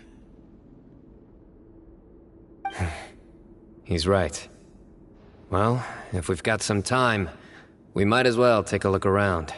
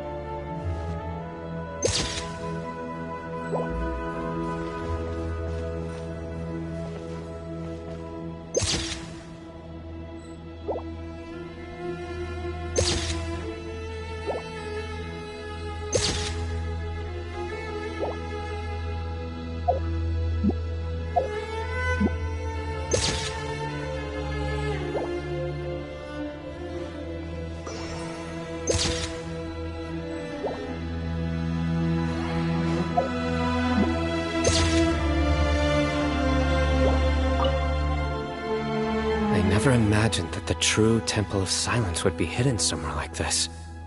We've passed through these parts before, but never noticed anything. That's King Deshret's technology for you, I guess. It borders on the miraculous. Amazing to think that it's been preserved intact all this time. We should be wary of our hosts. Still, at this point, we can be confident that the professor is safe and sound, so that's something.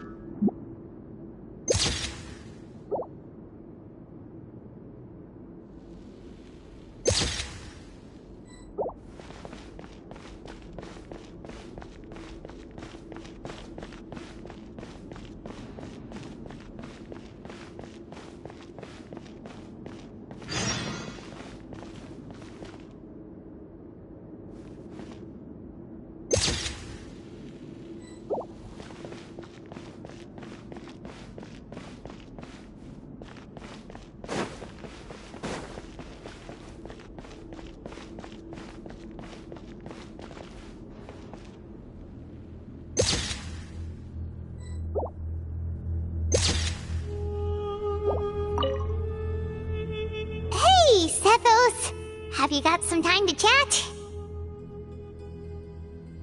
Sure. Although, I'm assuming by chat, you mean you have questions for me? I don't blame you. Anyone else would. Not often. The Temple of Silence is a place of quiet and solitude. We don't get too many visitors. Yes, that was me.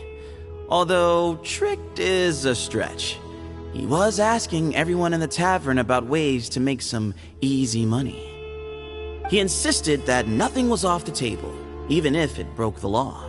So, I told him that Cyrus had embezzled a large sum of mora from the desert. So you framed Cyrus for a crime that he did not commit? No. That's not entirely true. Let me jog your memory. The letter just said that he had uncovered Cyrus's secret. It didn't say what secret that was. Of course, Uraka was a great accomplice, really. Very cooperative with a little bit of wine in him. Did exactly what he was told. And not much of an original thinker, though. It doesn't surprise me that he struggles academically. Why did Cyrus leave for the desert as soon as he received the letter? You'll have to ask him that one yourself.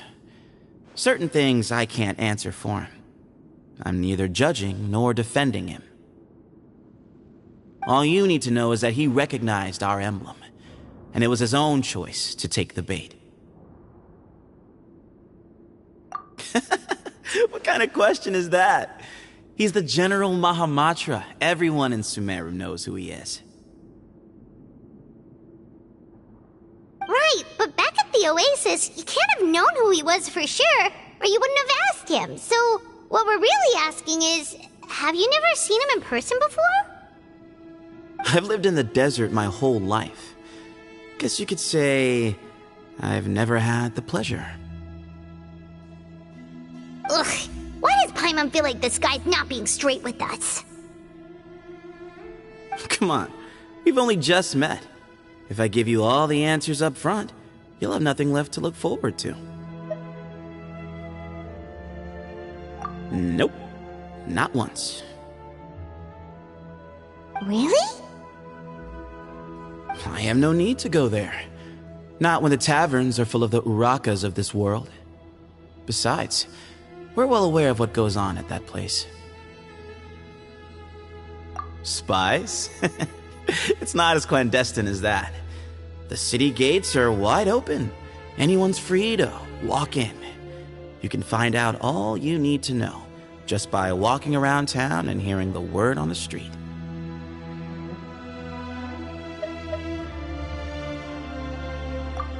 Mm-hmm.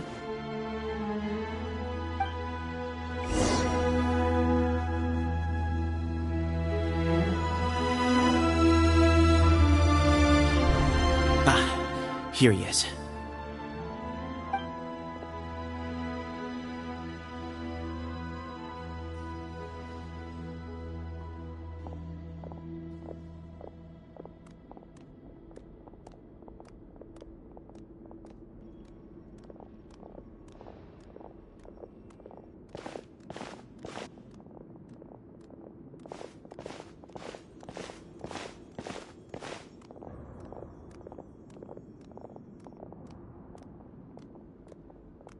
Grandfather, the person you wish to see is here.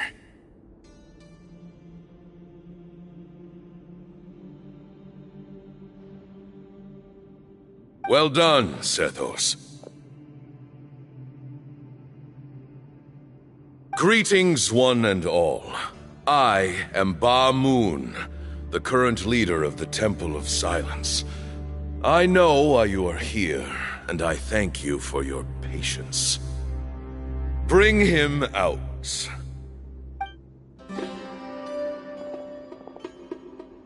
Professor!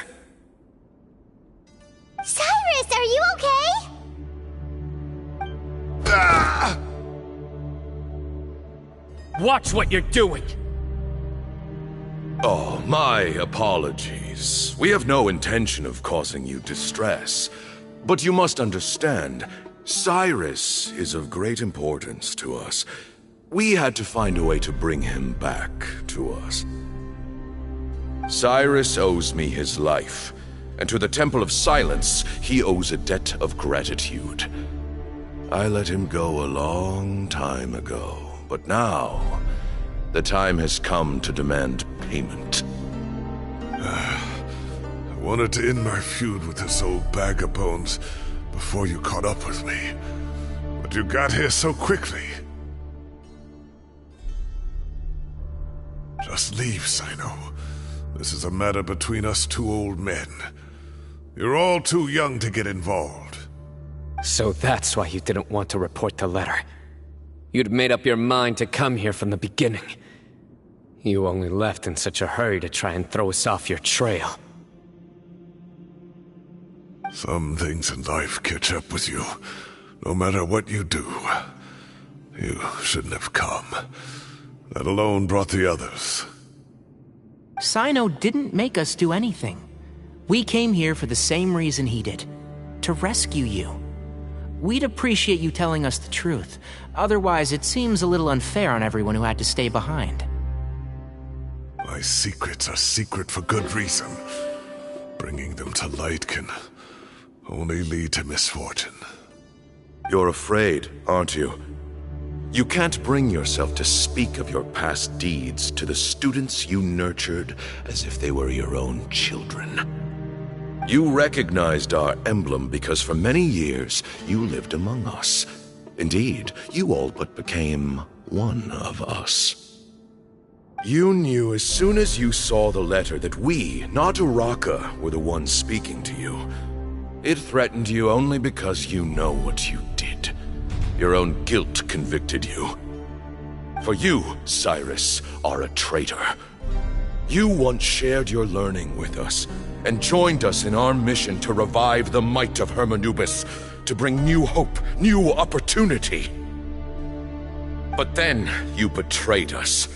You bargained for your independence with your past contributions. And then you left, taking with you Hermanubis' might and the wielder of his power.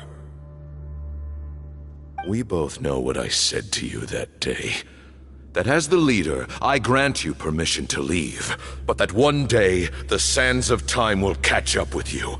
And when that day comes, you must pay the price you owe. You really know how to hold a grudge. Hermanubis' might? And the wielder of his power? Does he mean you?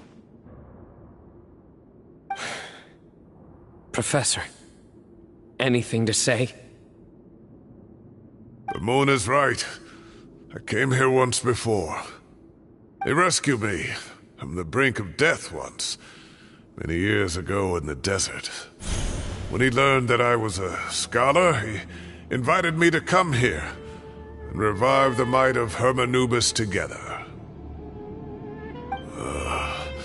It was a great, daring plan, and one shrouded in secrecy. The Temple of Silence had been bereft of Hermanubis for too long. The strength of its faith and its warriors were waning. Bamoon proposed that we implant bar fragments, shards of Hermanubis, into the bodies of suitable vessels. If the experiment was successful, the spirit of Hermanubis would then dwell within the vessel. Many believers volunteered themselves for the experiment. But we soon discovered that the bodies of grown adults could not withstand Hermanubis' power. In the end, Bamoon offered his own adoptive grandson. One other child was identified as a suitable vessel, and his parents agreed to release him into our custody in exchange for a small fortune. These two children were our only hope for hosting Hermanubis's power.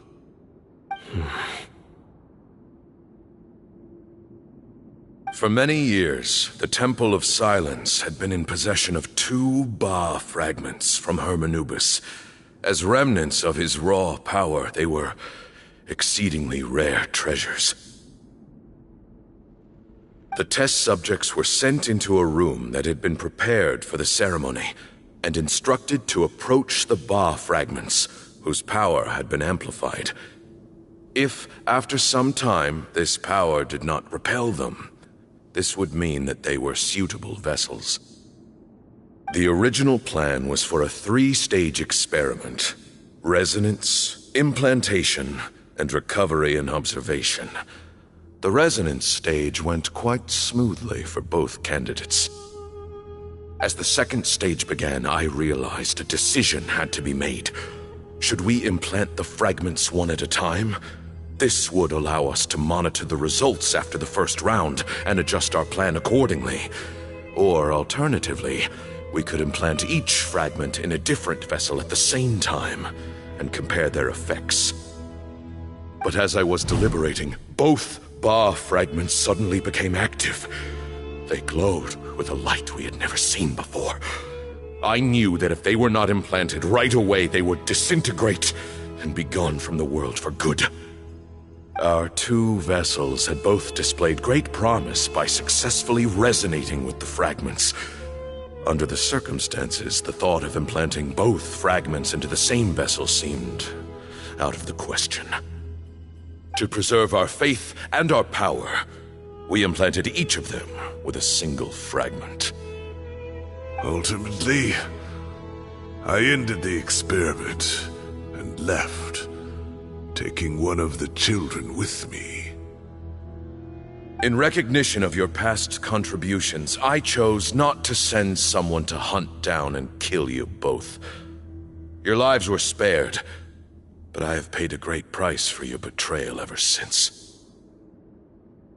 I have always wanted to see you, Sino. Losing you and your Ba fragment dealt us a devastating blow. We've been in decline ever since you left. I see. So that's how I gained my power. Look, in essence, I borrowed your Ba fragment for a decade or so. And now you are seeking justice.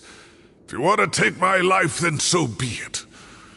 I'm an old man now anyway. But you cannot lift a finger against Sino. He is the General Mahamatra. Your actions would be seen as a declaration of war against the Academia. I'm sure you don't remember anymore, dear Sino, but you've met us all before. You were so young then, when we all gathered around and celebrated the revival of our Lord. You and he, Sethos, you were our final hope. You'd like me to return my power? As a follower of Hermanubis, I have allowed this power to remain in the rainforest for far too long. Now, it is time to reclaim it. That power is not yours to reclaim. Sino was chosen by the gods. You cannot take what they have bestowed. You are wrong. Sino was chosen, but he was not the only one. My child, Sethos, has the same gift as he. So those are your terms for freeing the professor? Despise me all you want. My sins are my own. The Temple of Silence is an innocent party. It is because of my foolishness all those years ago that the Temple's glory has waned. And now I must take responsibility for the decision I made back then. So what you're saying is, the power of one Ba fragment is not enough? You're asking me to return the one in my possession, so it can be implanted in him instead? Divine power causes great suffering to those who wield it. How do you know that Sethos would be able to withstand it? He is no longer a small child. But regardless, this burden is ours to bear, and your objections mean little given that you turned your back on us long ago. Both my heart and mind are telling me that what you are proposing is a terrible idea. However... Don't listen to him, Sino. That power is no more yours to give than it is his to take. You have to understand. I know. But if this is a question of your freedom versus a fragment of power, then... there is nothing to debate. Sorry to interrupt, but in my view, there are a number of contentions here that still need addressing. Say that Sino refuses to return his power, and you also refuse to release Cyrus. Then, we are at an impasse. I find it hard to believe that you went to all this effort without planning for that possibility. You're trying to gauge where we stand while keeping your remaining cards close to your chest. Well, my stance is, put the rest of your cards on the table. Then we can have a discussion. Wait, those ears. So, we have a descendant of the Valukashuna in our midst. Splendid! Fate smiles upon us after all. Everything we have longed for, Hermanubis will provide. Perhaps this very day we'll...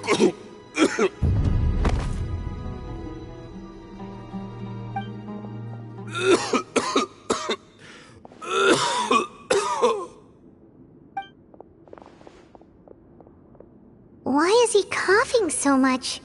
He looks like he's in really bad shape.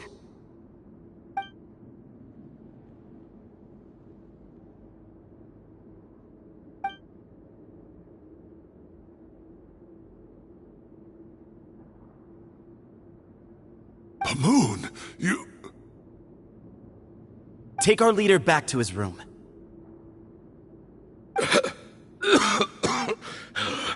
Sethos, you must... Grandfather, I know what you wish to say. Leave this in my hands.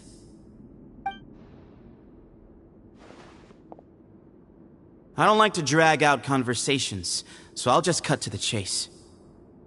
Had Cyrus not stopped the experiment all those years ago, the plan would most likely have been a success. The wisdom of Hermanubis would have been ours. Still, it's no use talking about what-ifs. We cannot change the past. I'm not like my grandfather. The Temple of Silence has a grand legacy and a sacred duty to fulfill. So it's somewhat inevitable for the leader to have an inflated sense of self. But I see things a little differently. I don't believe the temple has the same stature that it once did. Time has worn away at its prestige and changed things almost beyond recognition. So I'm not going to force your hand. You're all free to leave. Except for Cyrus. My grandfather gave him his chance once, and now I'm giving the rest of you yours. You have courage and wise judgment, kid. Reminds me a lot of Bamoon in his younger years. I truly wish that the temple would take an objective look at the academia of today. You've been to the city yourself. I'm sure you've seen that much has changed for the better. And things will only continue to improve. Why not consider cooperating with the academia once more? If you hadn't betrayed my grandfather, I might well be open to persuasion. But it's a bit too late for that now, Cyrus. Tainari made a good point earlier. He said there has to be more to your plan than this, and I agree. All you and Ba Moon are after is the Ba fragment. The professor will accept whatever fate you deem fit for him out of a sense of guilt. I am the one who has a choice to make. And that's how it was always going to be.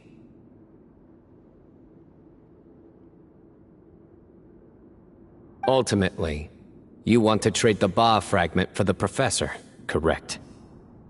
I'm glad to see you're giving it some serious consideration. I won't forsake my Professor, nor do I intend to run from a problem that I must face sooner or later. Give me one night to make my decision. That works. Then I'll be waiting to hear your verdict, Sino. Oh, my grandfather still has a fair few things he wants to say to Cyrus, so I'll be escorting him back now.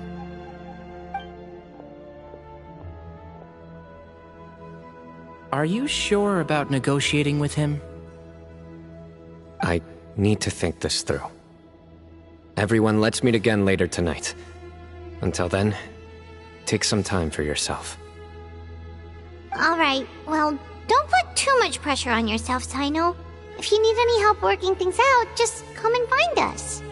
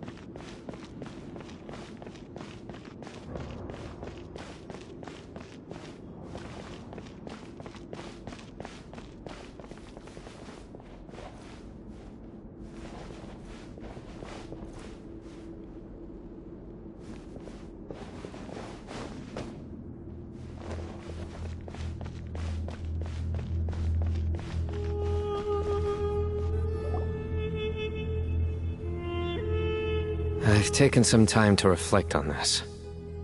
If I had to guess, Professor Cyrus came to the desert knowing that he would almost certainly never return. He's a stubborn man who tends to double down when he feels strongly about something. We won't get anywhere trying to convince him to escape. I agree. My master Nephis says the same thing. Once Cyrus makes up his mind about something, he won't listen to reason. So that's one thing. A few other things come to mind too. You've heard all you need to hear about the Temple of Silence, so on that, I don't have anything to add. My own memories of this place are hazy, though. Probably something to do with the overpowering presence of the Ba fragments. That might explain why I suffered from constant headaches and fevers as a child. I do remember having some fleeting moments of profound emotion when vague images would appear in my mind. But I don't recall much, only bits and pieces. I was still young then, and all I could understand was that there was a strong will inside my mind. Thinking back on it now, I suppose it was Herm Anubis' way of trying to encourage me, even if we couldn't communicate. The power that came to inhabit my spirit was probably one of the cornerstones of their whole faith. So if the will and might of Herm Anubis is a real, intangible thing, and they are its rightful worshippers, then... You're not gonna give in to their demands, are you? Surely there has to be another way! No.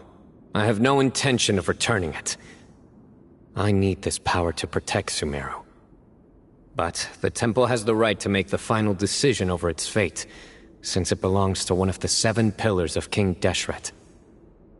So I will challenge them head-on, and win the right to wield this power for myself, fair and square. This reminds me of something Alhaitham mentioned to me just before we left. He said that the Temple of Silence was originally founded by the ruling elite of the day. Traditionally, such organizations are bound by a strict and ancient code of nobility. Kaveh has made similar observations about the desert tribes from his work trips there. He says many of them have their own internal rules. They talk about the importance of never dishonoring their tribal bonds, or the rules laid down by their ancestors. I think we could turn that to our advantage. Go back to them with a proposal of our own. Wow, and just like that, we've turned the tables on them! Looks like we have the same idea. Turn it back on them now while we still can, in terms that they cannot refuse. That's how we win this. Great. And I know just how to start the conversation. Let's go find Sethos. We'll tell him that I know a thing or two about medicine and would like to take a look at his grandfather's condition.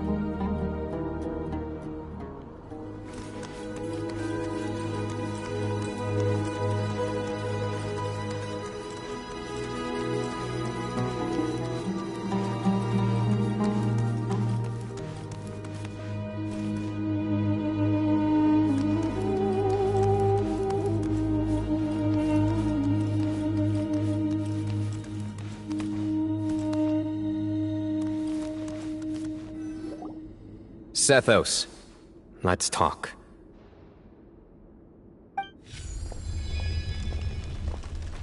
Have you made up your mind?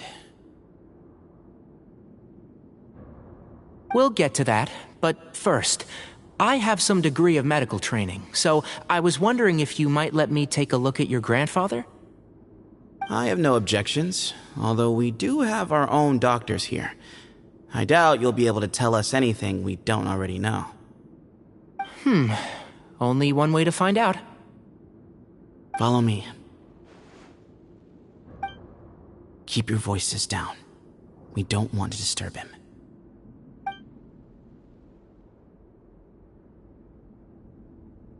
him. Let's talk outside. Bamoon has fallen into a deep coma, and his prognosis is quite grave. I'm sure that your physicians have come to the same conclusion. He appears to have sustained a serious injury in his youth, which has been exacerbated over the years by the heavy burden of work and now by the effects of old age. Regretfully, I must inform you that, based on what I've seen with patients in a similar condition, he doesn't have long left. A few days at most. Yeah. I've known for a long time. You're his heir, aren't you? You clearly have a lot of respect for the man. But you also see things differently. You have a broader range of concerns and a more pragmatic approach.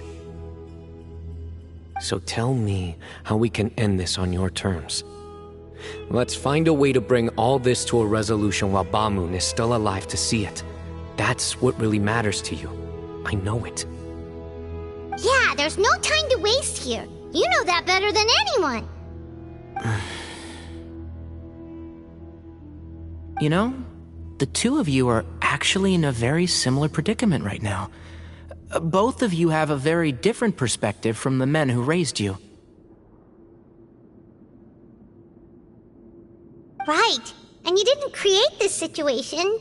They did, but somehow you've ended up having to make the tough decisions. You're right. We both look at this problem very differently than the people we inherited it from. I accept, Sino. This all began because of Hermanubis, so let's end it with the rite he himself created. Legend has it that when Hermanubis first arrived in Tuletula, he sparred with the city's residents. He and his two companions proved their mettle by fighting over several days, winning the support of many fine people. That group of supporters were some of the first members of the Temple of Silence, and the sparring matches were enshrined as one of our founding rites, the rite of duels. It's where it all began. Sounds very fitting. I'm in. As a fellow vessel of Hermanubis, your ties to the Temple of Silence run deep. So I will permit you to participate in this rite, along with your chosen companions. 3 against 3. Sounds good. However, I have some additional terms. As the challengers, you must win all 3 of your fights to win. And Sino, both of us must put our Ba fragment on the line. The winner takes them both. Letting Cyrus leave with one of the Ba fragments was a mistake, made by my grandfather out of pity.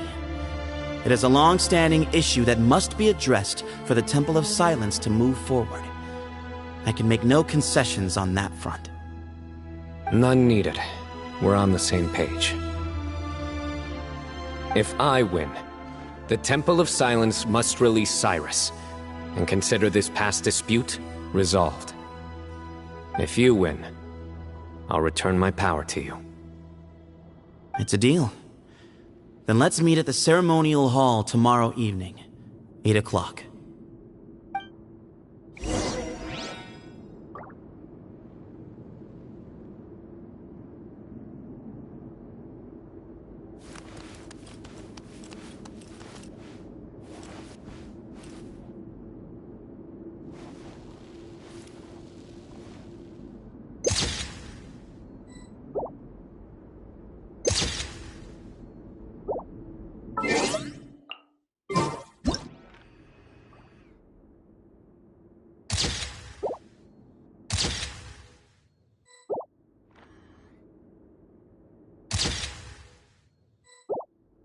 Luck can swing the results of a single game. But it's bound to run out sooner or later.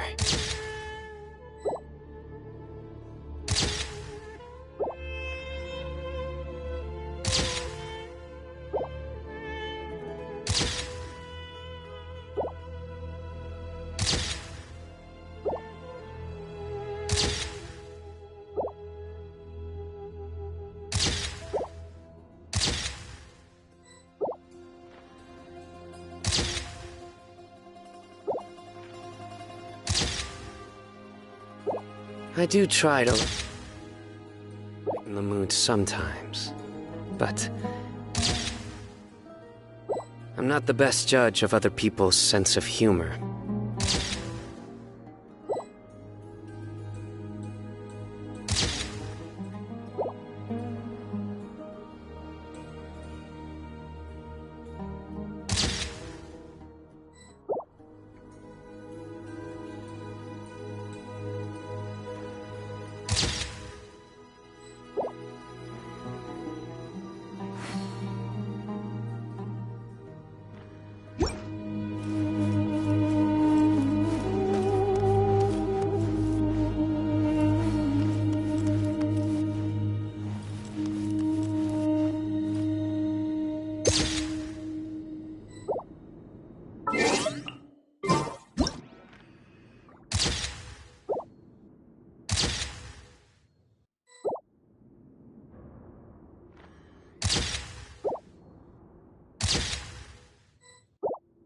Good deeds and bad. In the end, all will be placed upon the scales.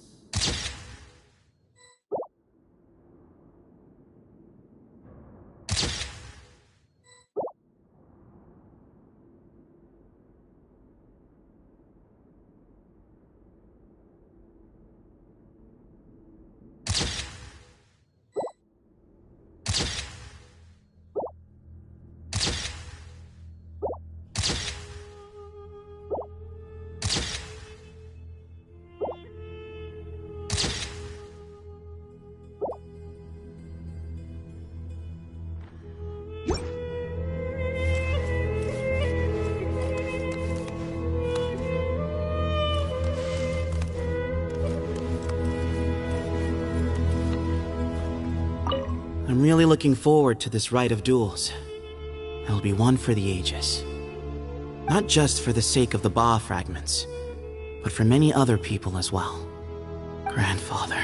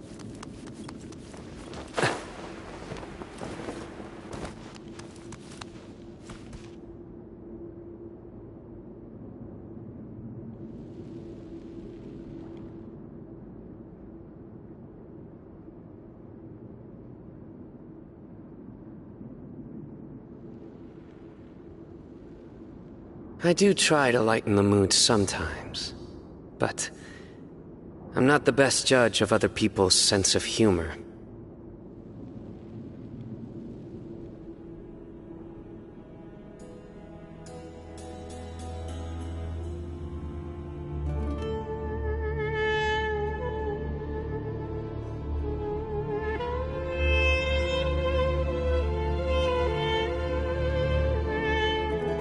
Luck can swing the results of a single game, but it's bound to run out sooner or later.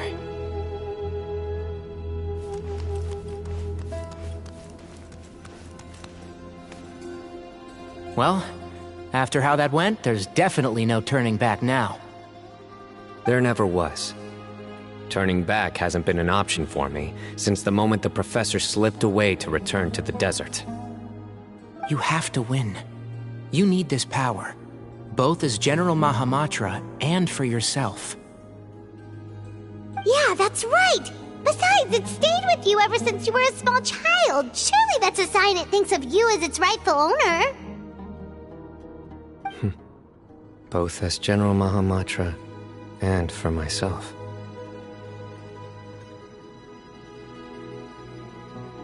Yeah, when you put it that way. I've had to overcome a lot to tame this power and claim it for myself. Not everyone could have done that. Exactly! The Traveler and I will never lose.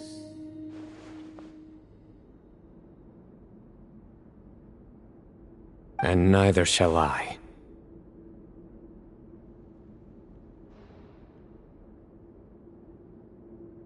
The desert was home to an ancient and great civilization that, for a variety of reasons, fell out with the civilization of the rainforest.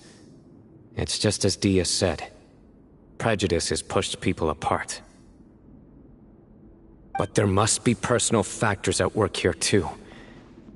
I can't shake the feeling that Bamoon cares for many more things than he lets on. And I don't think that Zethos is any kind of villain. He's just doing what he thinks is best. Tomorrow, everything will be resolved.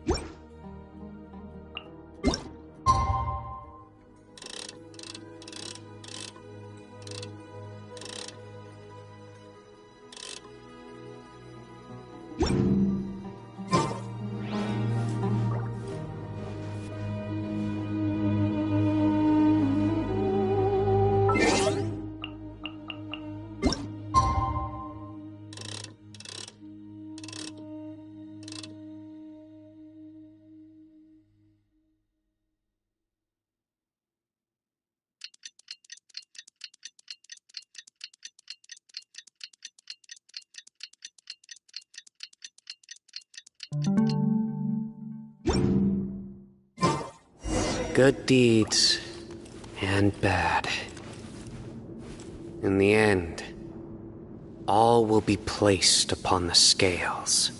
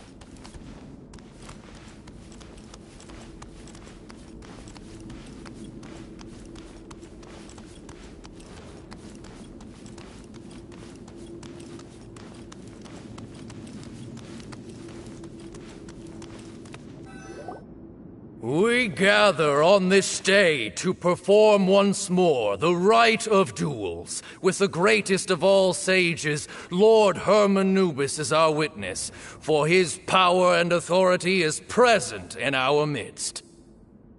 This is our most sacred of ceremonies, and no disruption from the audience shall be tolerated. It is incumbent upon all to observe the duel with the utmost respect and reverence throughout the proceedings. Representing the Temple of Silence, the Defenders.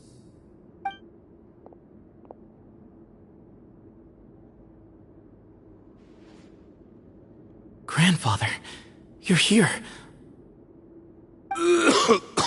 A rite of duels after all these years.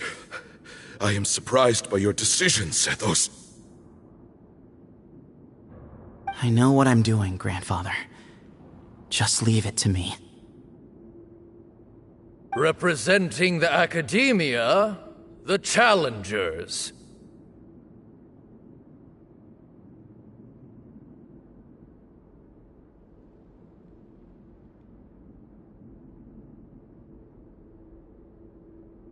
Ready. We will fight to have our voices heard. Warriors, take your positions and decide on the order of battle. We come not to debate what brings our challengers here, nor what will become of the defeated duelists. Duelists, the might of Hermanubis himself is at stake here. Now, fight.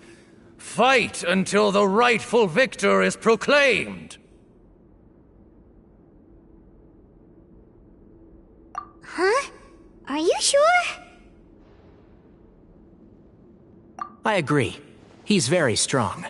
Sending him out first will definitely intimidate the opposing side. Okay, then you're second. Sure. We have decided. So have we. Let's begin. Duelists of the first bout, please step forward.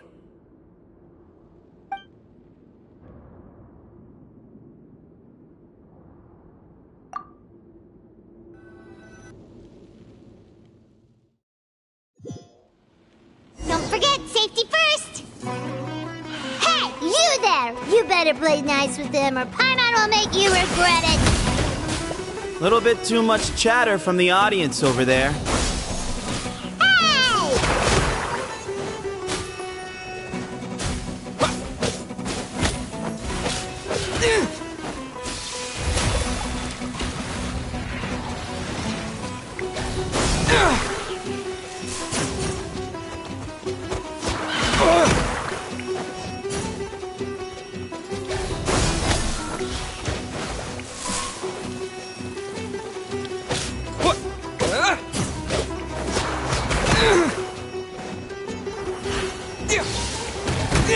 Propagate!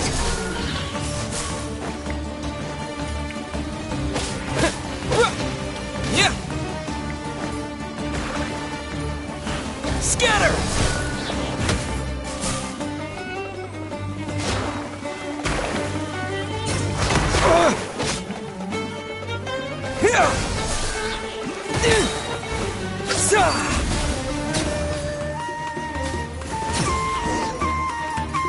A swift end to the first bout. I now invite the duelists of the second bout to please step forward.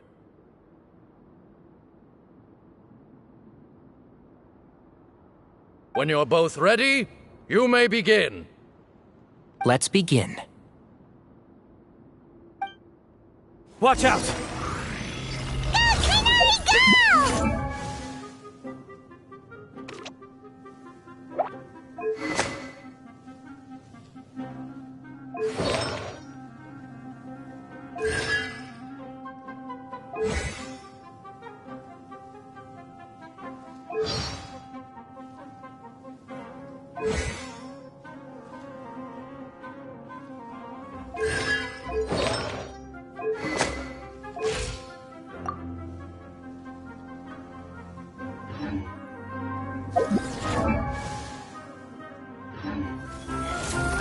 with the forest!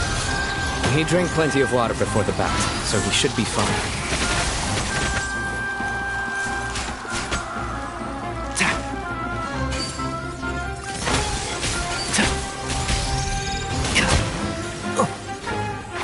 Can't see?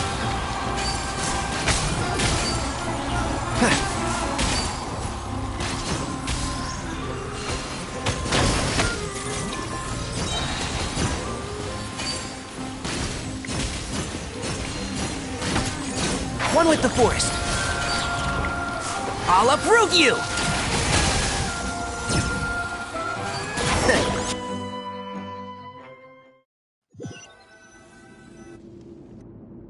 Thus ends the second bout.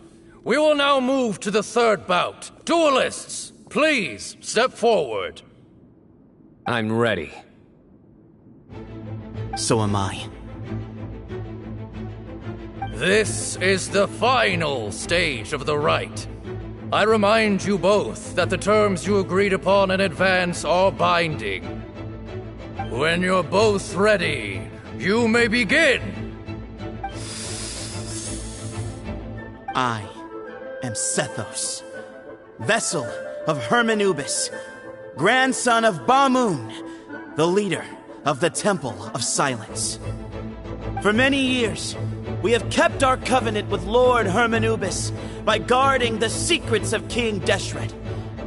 And even in our darkest hour, when we could not see a way forward, we chose not to abandon hope, but to embark on a brave new experiment so that we might prevail.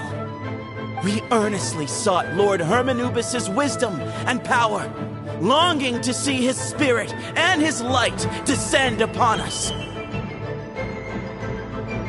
Now, I will fight to become the rightful wielder of that power.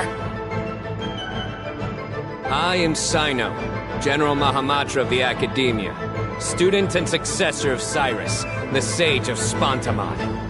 I fight in defense of my power, my professor, and my nation. And you. I think you left some things unsaid. This is a sacred duel, and Hermanubis is watching. So bare your soul. Everyone, old and young, fit and frail, they're all waiting to see how this duel will end. My grandfather is a wise leader. He is also known to be a ruler who is not afraid to get blood on his hands.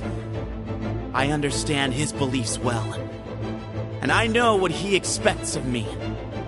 But our faith has held us back for too long.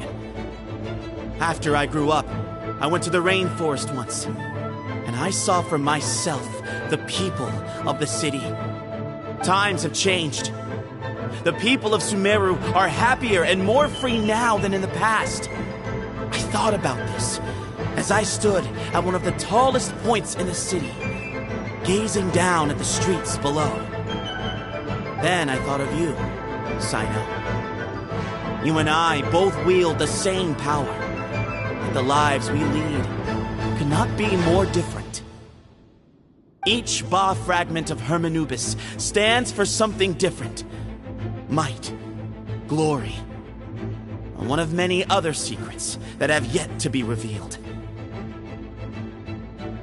I once thought that the nature of our fragments must be what makes us so different from one another.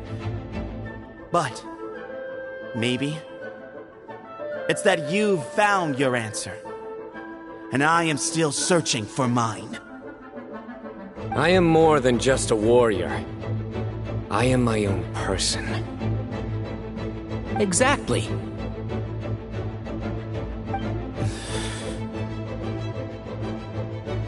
The name Hermanubis has left its mark on both of us, shaped the course of our lives. We are his vessels, and yet we are more besides. So show me your answer, Sino.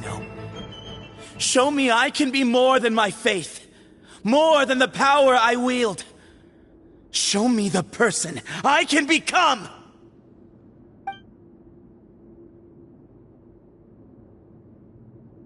Bring it on!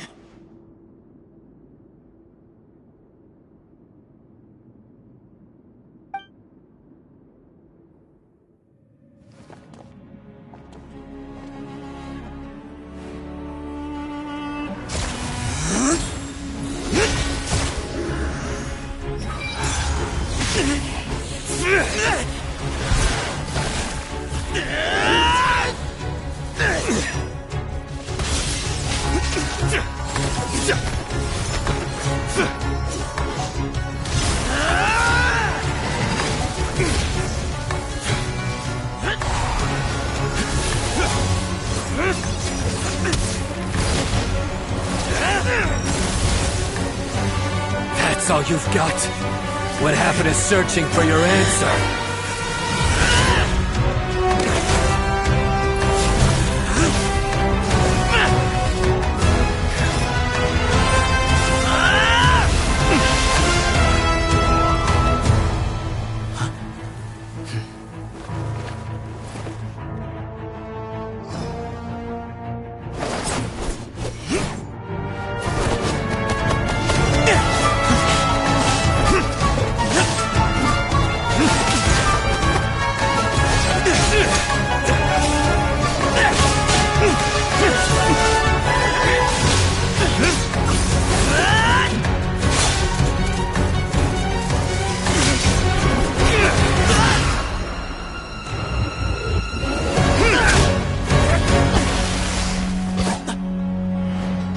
Fight's over.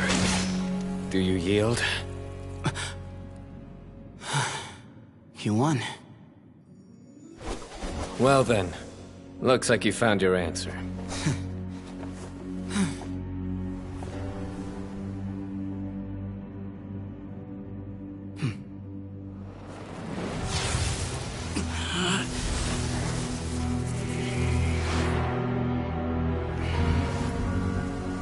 I give his glory to you.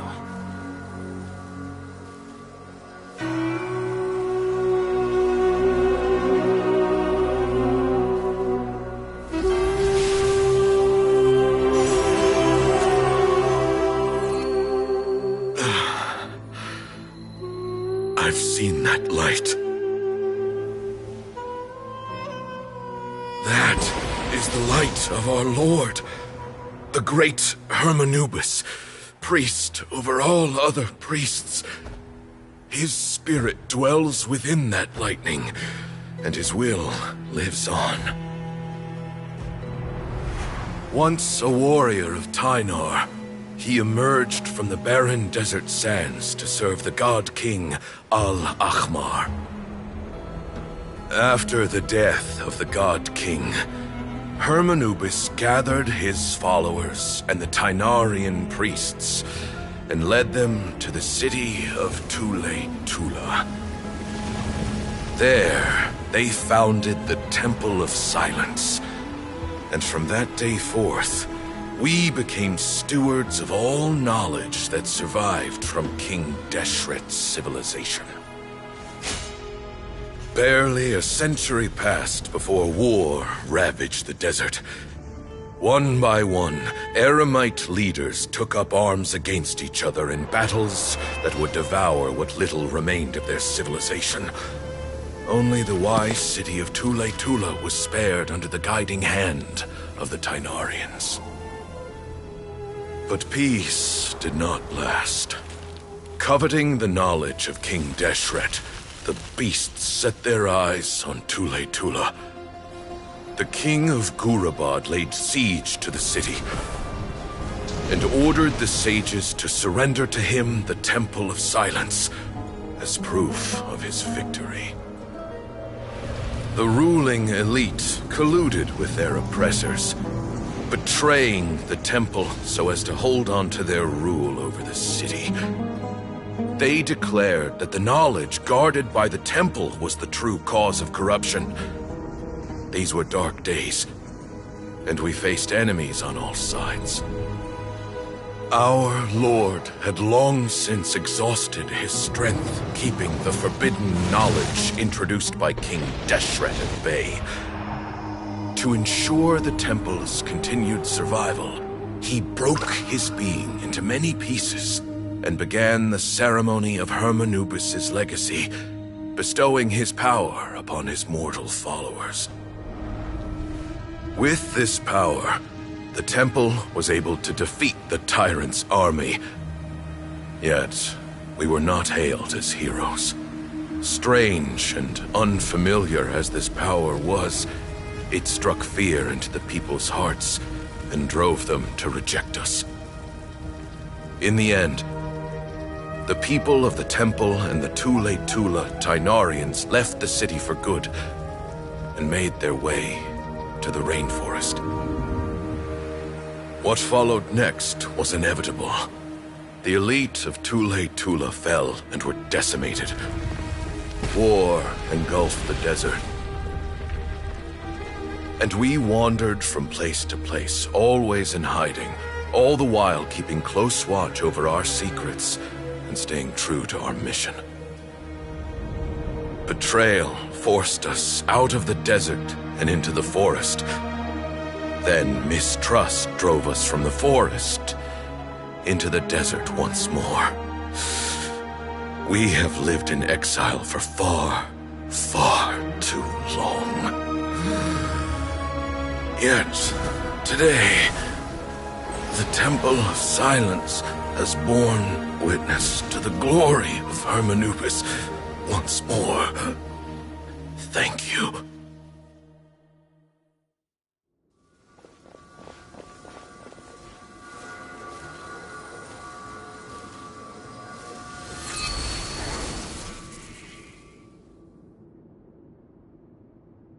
How is it? Do you feel okay?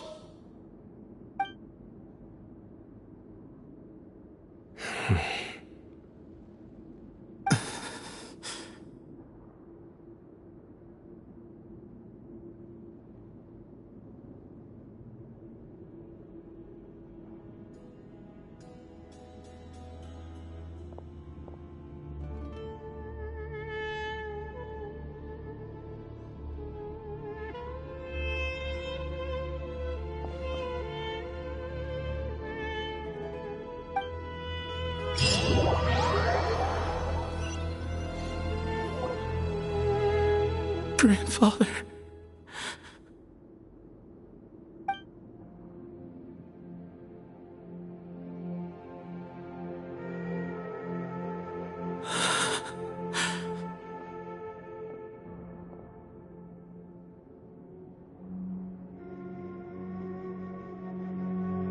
Hey, Sethos. You'll get through this. I know. I'll miss him. I guess you were prepared for this. It's been a long time coming, huh? Yeah, he's been on death's door for a very long time now. I think it was only through sheer willpower that he managed to hold on to this point. At least, he was able to see this chapter come to a close before he passed. What's next for you? Per my grandfather's last wishes, the Temple of Silence should submit to whoever possesses the largest number of Hermanubis fragments. That entitles you to be our new leader, Sino. But that's never going to work, as I'm sure you realize. I'm the General Mahamatra. I am needed back at the Academia. I did foresee this possibility, and I gave it some thought. The fact is, I know next to nothing about the staff, records, and environment here. As such, I am ill-suited to be your leader. Sethos, I believe the honor should go to you. Were it not for this duel, or indeed if you had other intentions, the Ba fragments would most likely be in your hands by now. I'm sure Bamoon never meant for anyone but you to be his successor. You really think so? I do. Still, I didn't think Bamoon looked very surprised by the final result. Perhaps he had an inkling that this would be the way things end. Well, in any case, since the Ba fragments are with me now, I guess I can call the shots. Sethos, I would like you to succeed Bamoon as the new leader of the Temple of Silence. You are more suited to the role than I, and I have complete faith that you will be an excellent leader. Just think of it as doing me a favor. But doesn't that render everything that we've been through up to now meaningless? No, it doesn't. This experience has allowed us to become friends, which means that the Academia and the Temple of Silence will become partners once more. That's a much bigger deal than you might think, Sethos. You said yourself, times have changed. You have to believe that things can change for the better here at the temple too. I will try. To be honest, I couldn't have asked for a better outcome. Actually, part of me wonders whether Bamoon's intentions from the very beginning was just to create enough pressure to force us towards a duel. That way, no matter who won, one of us would have to surrender our Ba fragment, and the power of Hermanubis would be concentrated in one single person. Had you won, the Temple of Silence would have doubled its strength. And were I to win, he correctly anticipated that I wouldn't suddenly drop everything to become the leader of the temple, much less integrate the temple into the Academia by force.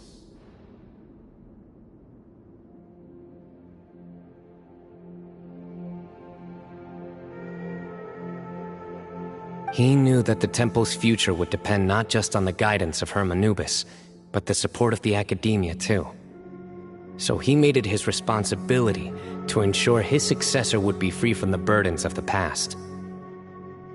His plan meant that whoever ended up succeeding him, they would have an easier time interacting with the Academia. With one single letter, he lured out the professor. No matter what happened after that, it would result in a net benefit to the temple. And here I thought the General Mahamatra wouldn't care for all these trivial details. You're absolutely right. Grandfather and I considered this from every angle. We had to find a way to mend our relationship with the Academia. In that sense, the right of duels was just a means to an end. Thank you for everything, Sino. As a gesture of our gratitude, to those that you and Lesser Lord Kusanali deem worthy, I will grant the honor of access to the Temple of Silence for their pursuit of knowledge. The Temple of Silence has a wealth of information on King Deshret's civilization, more than any other organization in existence today. In times when you need information that only we can provide, we will be here to support you. But you must be exceedingly careful with your selection of candidates, lest you lead humanity to repeat the same mistakes. By the way, Tainari, my grandfather was so happy to see you. You are a descendant of the Veluka Shuna, and we are the heirs to the will of Hermanubis. The story goes that King Deshret chose the sage Hermanubis from among the Tainarians and appointed him as his familiar.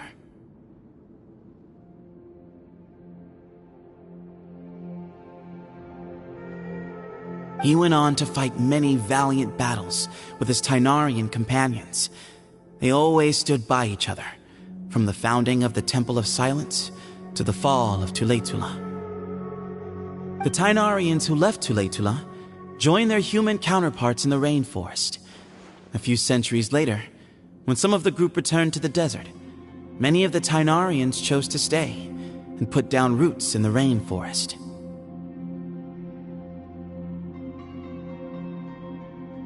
In all likelihood, those were your ancestors. How fascinating. My father once mentioned that I was named after the Tainarians, but I never knew that my forebears had such a history with the Temple of Silence. I like this story.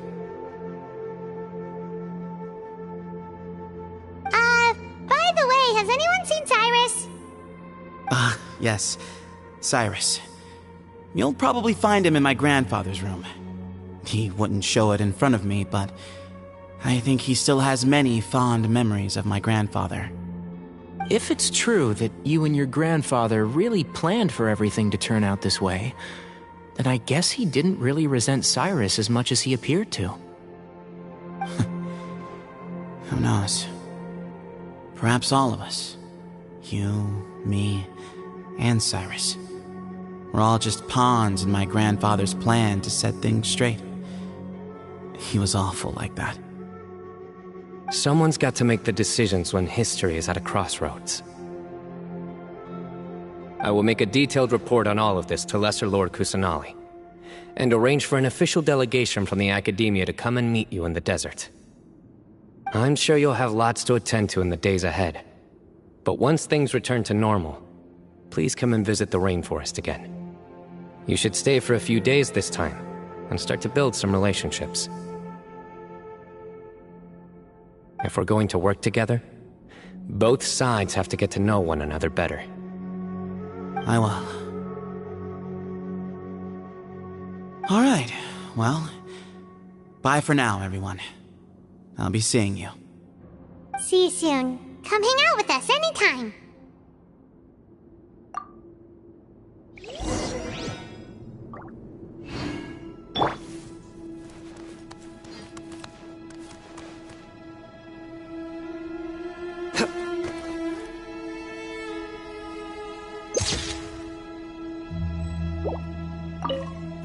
Grandfather, we did it. We achieved what we set out to do. From this day on, the Temple of Silence has the chance to work with the Academia once more. Real change. Real opportunities. They are now within our grasp.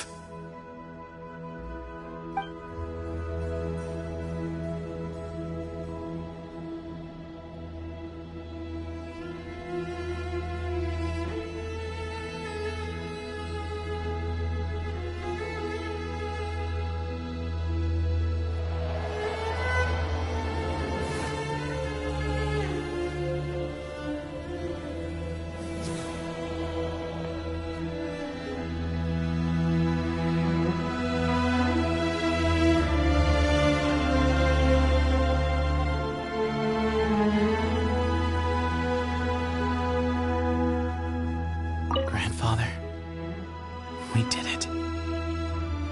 We achieved what we set out to do. From this day on,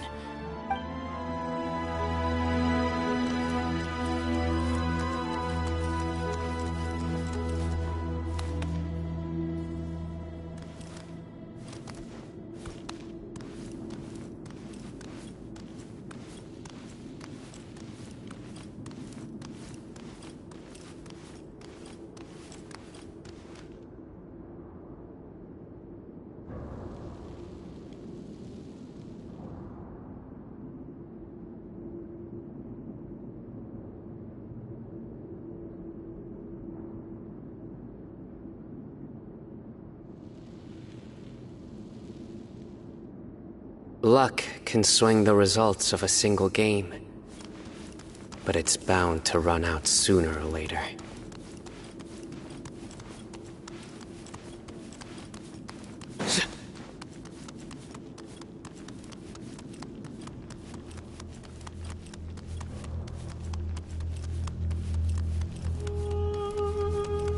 Not this again, Charmian.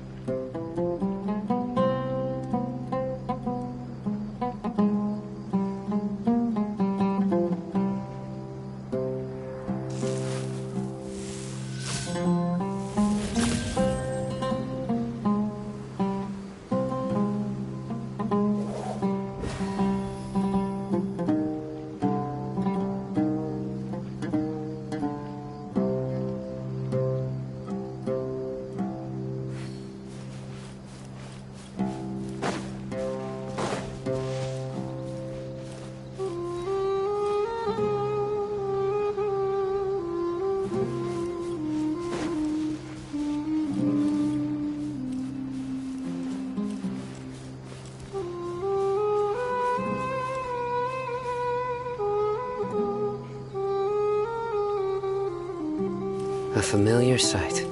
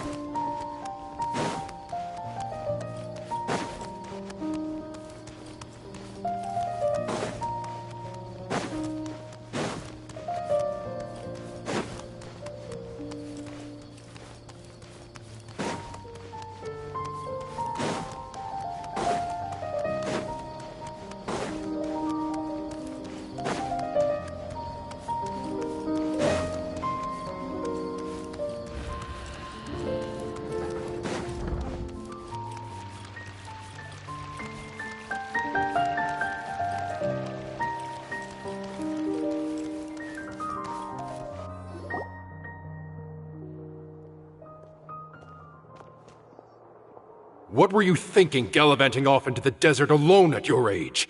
What if you take the bucket, You told not a soul what you were up to, designated nobody to handle your affairs, and left everyone scrambling frantically to try and figure out how on earth to clean up the colossal mess you'd made.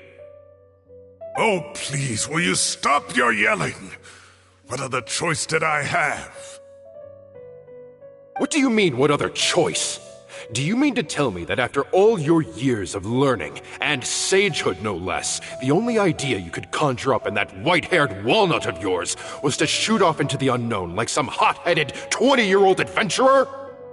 A one-man suicide mission, That's the best idea that one of the finest minds of a generation could come up with, is it? It astounds me that you survived the journey, and you're lucky that Ba Moon didn't finish you off when you arrived. All right. Honestly, the way you're going off on me, it's like you wish you'd been there to lend him a hand. Does it mean nothing to you that I'm your colleague and former classmate?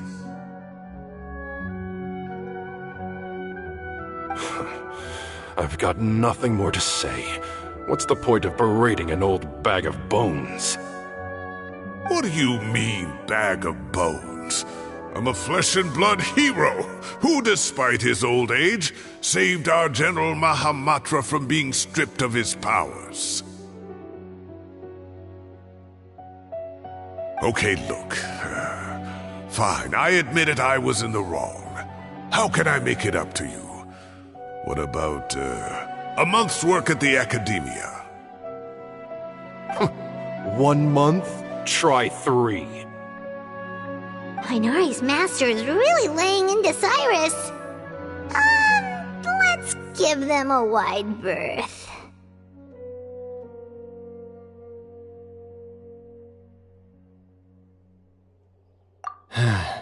Professor brought this on himself. Don't pay any attention to him. Wow, I haven't seen Master get this riled up in a long time. The last time he chewed someone out like this must have been back when I was still a student. I think I'll go around and update everyone. Tell them the situation's resolved. Want to come with me? We can go for dinner afterwards. My treat. You in? Makes sense. I'm in.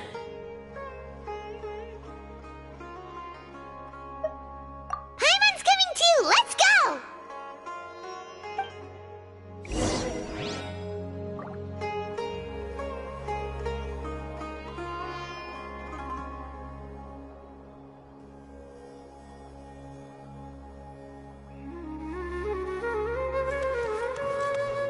You'd better start packing your things. Report for work first thing tomorrow morning. I'll be waiting for you. What about my allowance? Oh, and his lunch covered. How about dinner? Don't push your luck. Let's not forget who is compensating whom here. Hey, man's gotta eat. Help me figure out something for lunch at least. I'm counting on you.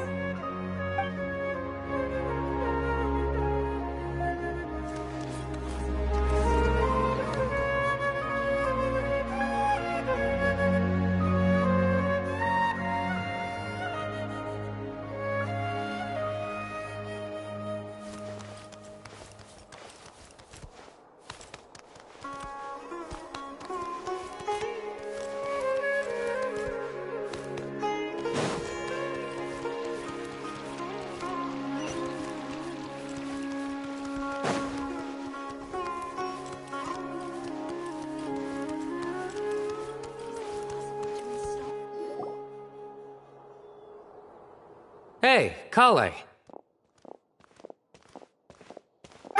You're back! Well, look who we have here. Would you mind explaining to me what has been going on the past few days? I heard you all ran off into the desert and got embroiled in a major catastrophe. All taken care of. That does not answer my question. How could you be so careless? That goes for you as well. Yes, and you too. When you run into problems, you really ought to ask for help, you know? I've been around the block. Don't you think it would have made sense to involve me? And let's not forget, I know the desert like the back of my hand. Now would not be a good time to attempt to argue with Farazan. You're right. Mm-hmm. It's not the first time that I've had to talk to you about this sort of thing either. You need to learn that there are times when the right thing to do is get a more experienced member of staff involved. Do I make myself clear? Because if you don't, Kale, please do something. He's giving me the signal. All right, guess it's time to play my ace in the hole. Say, Madam Farazan, I can see you're pretty upset, but, I was just wondering, remember that time you offered to give me a tour of the academia? Does that offer still stand? Huh? Wait, did I hear that right? Kale, you remember? Wonderful. Well, of course the offer still stands. Come on. Madam Farazan will show you around the old classrooms.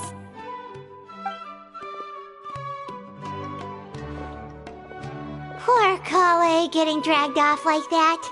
Also, check out Farazan acting like some sort of official academia tour guide. Kale! Cup. Huh? What? Oh, right! What do you mean, cup? You need a cup. I can get you a cup. Oh, it's nothing. Just Master's way of reminding me to stay hydrated while I'm out and about.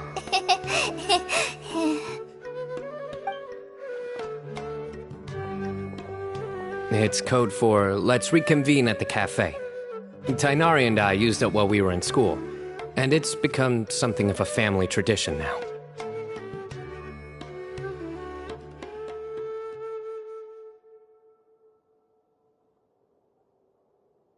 Oh, that's kind of fun. Mm-hmm. 2 people left. Let's bring them along, too.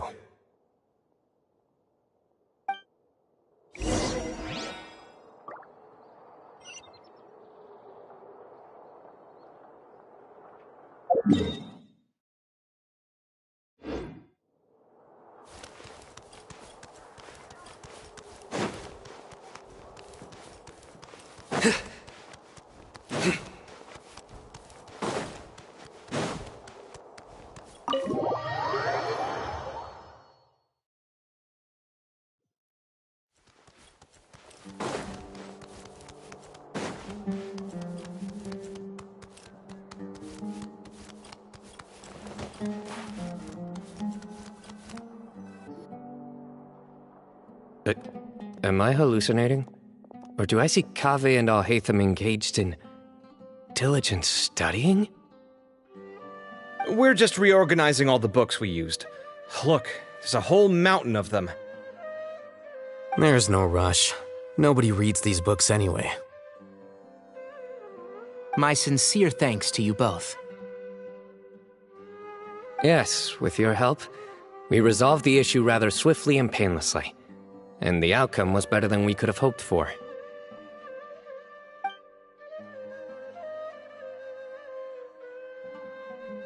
I see. The Temple of Silence resorted to rather unique means of self-preservation. It explains how they managed to remain hidden for so many years. And it sounds like they managed to preserve a whole load of ancient documents as well. I'd love to go check those out if I ever had the chance. That day will come. The Temple of Silence is a hugely important organization, and we'll be sure to maintain good relations with them in the future. Now, as a token of my appreciation, I'd like to treat everyone to coffee. Sounds good. Yeah, sounds great. Although after the last few days, I don't know if I can handle another coffee, but I can just order something else. Sure. Let's go.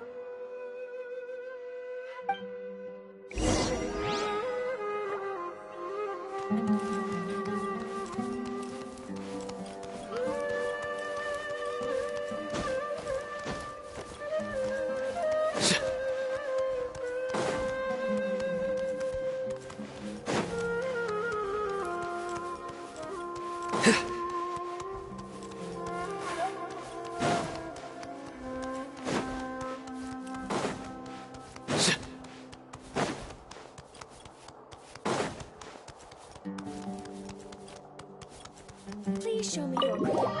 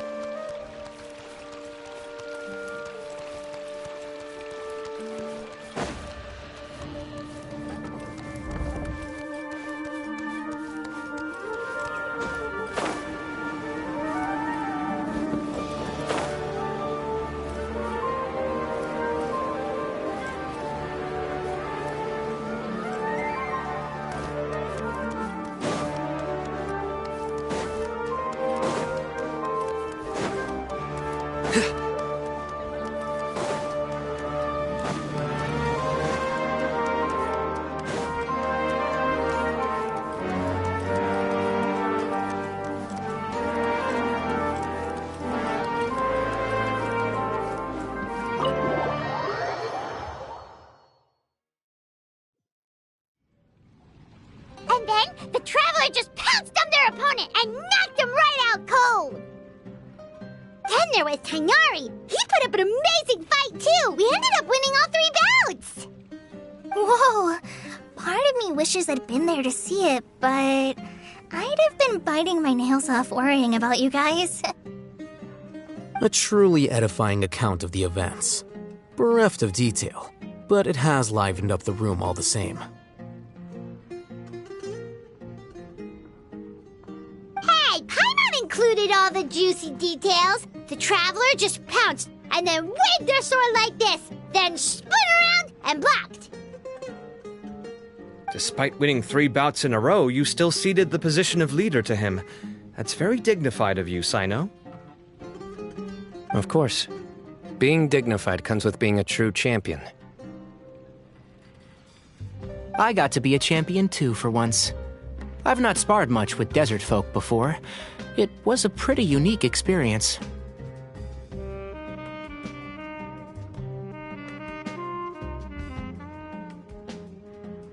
Yeah! Huge place! It felt like something right out of an epic poem! Imagine this. It was like there was... Maybe save that one for later, Paimon. Dessert's here.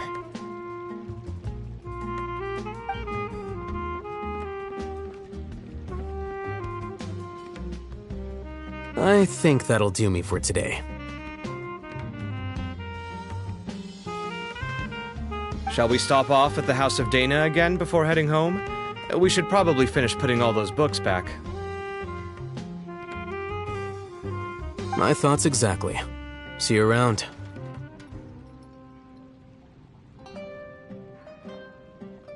I should get going as well. See you all later. Make sure you get some good rest tonight.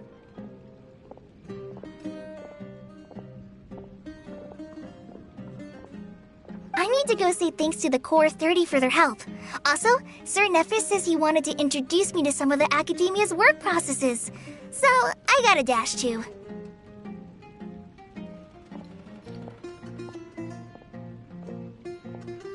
Kali's come a long way. She's much more confident at dealing with other people these days. Everyone's a work in progress. You never stop learning. Yeah, true.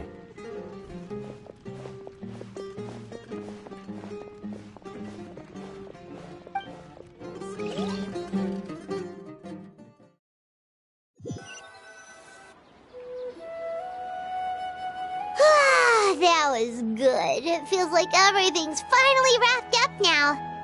Life is all about these moments when you can finally relax and hang out with good friends after a job well done. And also, those desserts Sino got, they were really good. Paimon definitely needs more of those in the future. Do you 3 have anything planned for the rest of the day?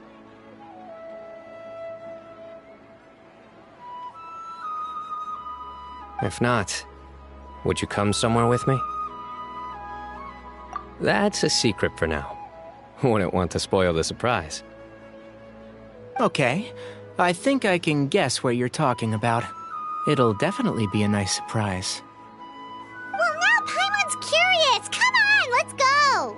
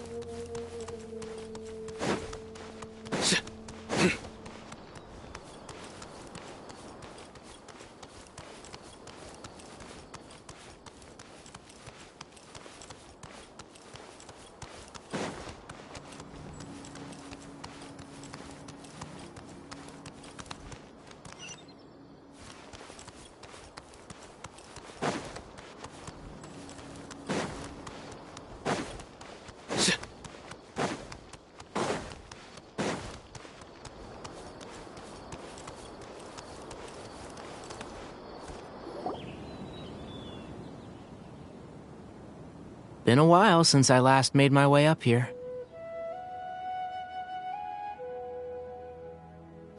Wow, look at this place! We're so high up! Need any help?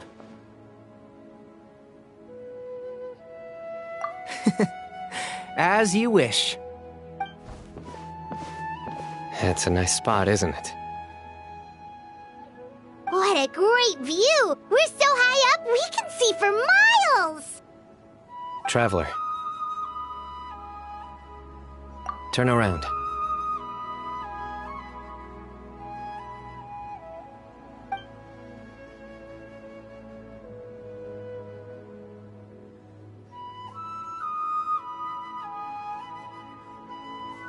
This is my secret base. Somewhere I only bring my best friends. When I was a student, I used to slip away and climb up here all the time, just to clear my head. I was quite young then, and hadn't made too many friends yet. Back then, I had a lot of the same questions that Zethos was asking. Who am I? Why do I have this power? And what should I be fighting for? Our gifts help us to find our rightful place in the world. That was my experience. And I'm sure Zethos will figure things out in his own time, too.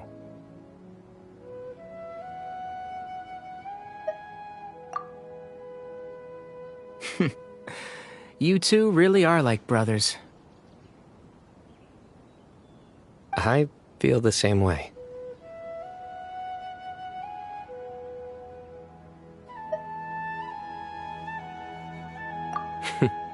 Of course. I see no need to be humble when it comes to the facts. I still remember one time when we came up here to chat and do our homework. Sino accidentally dropped a fruit. Luckily, he has fast reflexes, so he caught it just in time. That was the one and only time. Nothing will ever slip through my fingers again. Those were good times. I kinda miss the student life. You know, Paimon really shouldn't be able to imagine Sino doing something like that, but for some strange reason, the mental image is coming through clear as day. Then make it stop. There's somebody there.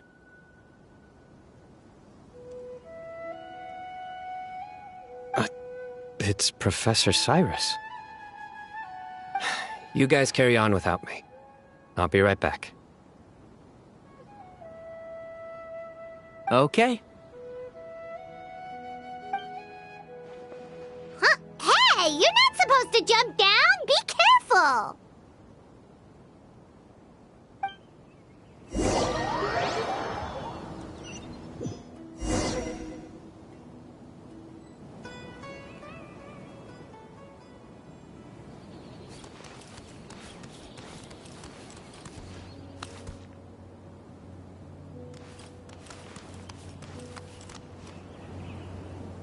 Oh my days. I can't believe how stupid I look in this one. Professor, what are you muttering to yourself about? Sino, just the man I'm looking for. Guess what I found in some old notebooks? Some old photos?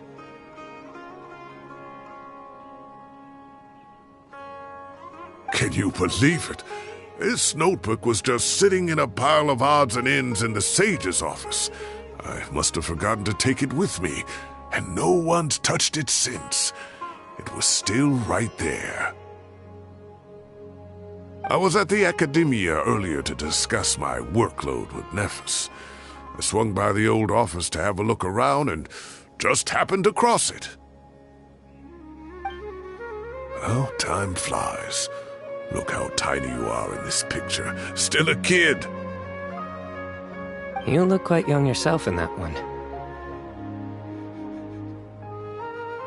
Ah, it's this one.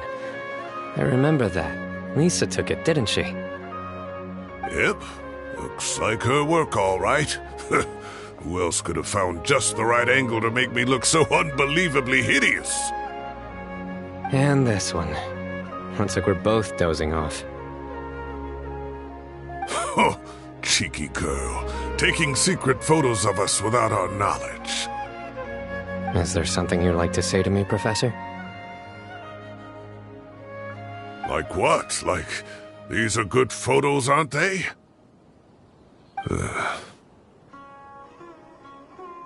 Hey, at moments like this, I hardly know where to begin. I can't pretend I'm a good person. Bamoon had every reason to despise me. And well, so do you if you feel the same way. Don't be ridiculous, you old codger. Is that not what you wanted me to say? Oh, I've dreamt of that place many times after leaving the desert. Sometimes I've dreamed that I was doing a search with them again. And other times, I dream of the day they saved my life.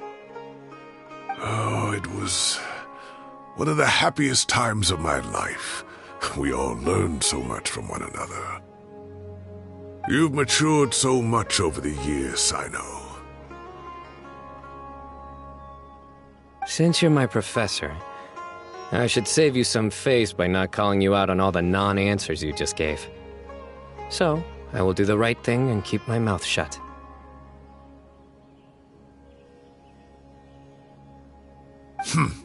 Good thinking. Take your own advice next time. Seriously, why bully an old man like me? I thought heroes were supposed to be gracious.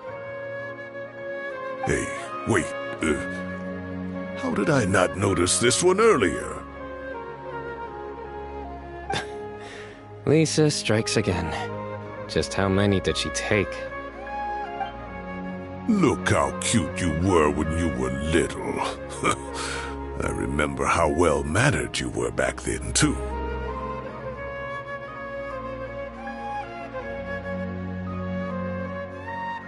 Yeah, and look how serious and professional you used to be. Oh, I can't compete with you anymore. First you get better than me at the deadpan jokes, and now you're besting me at those little quips too. Don't say that. I still have a lot of respect for you. Huh, that's more like it. Hey, what would you say to meeting up with Lisa again sometime? I'd like that. Let's find a time and pay her a visit in Mondstadt. All right, I'll add it to my schedule. Let's go next week. Wait, no. Next week is the tomato growing competition. I have got to beat Zaha Hadid. Or you could find a real hobby, Professor.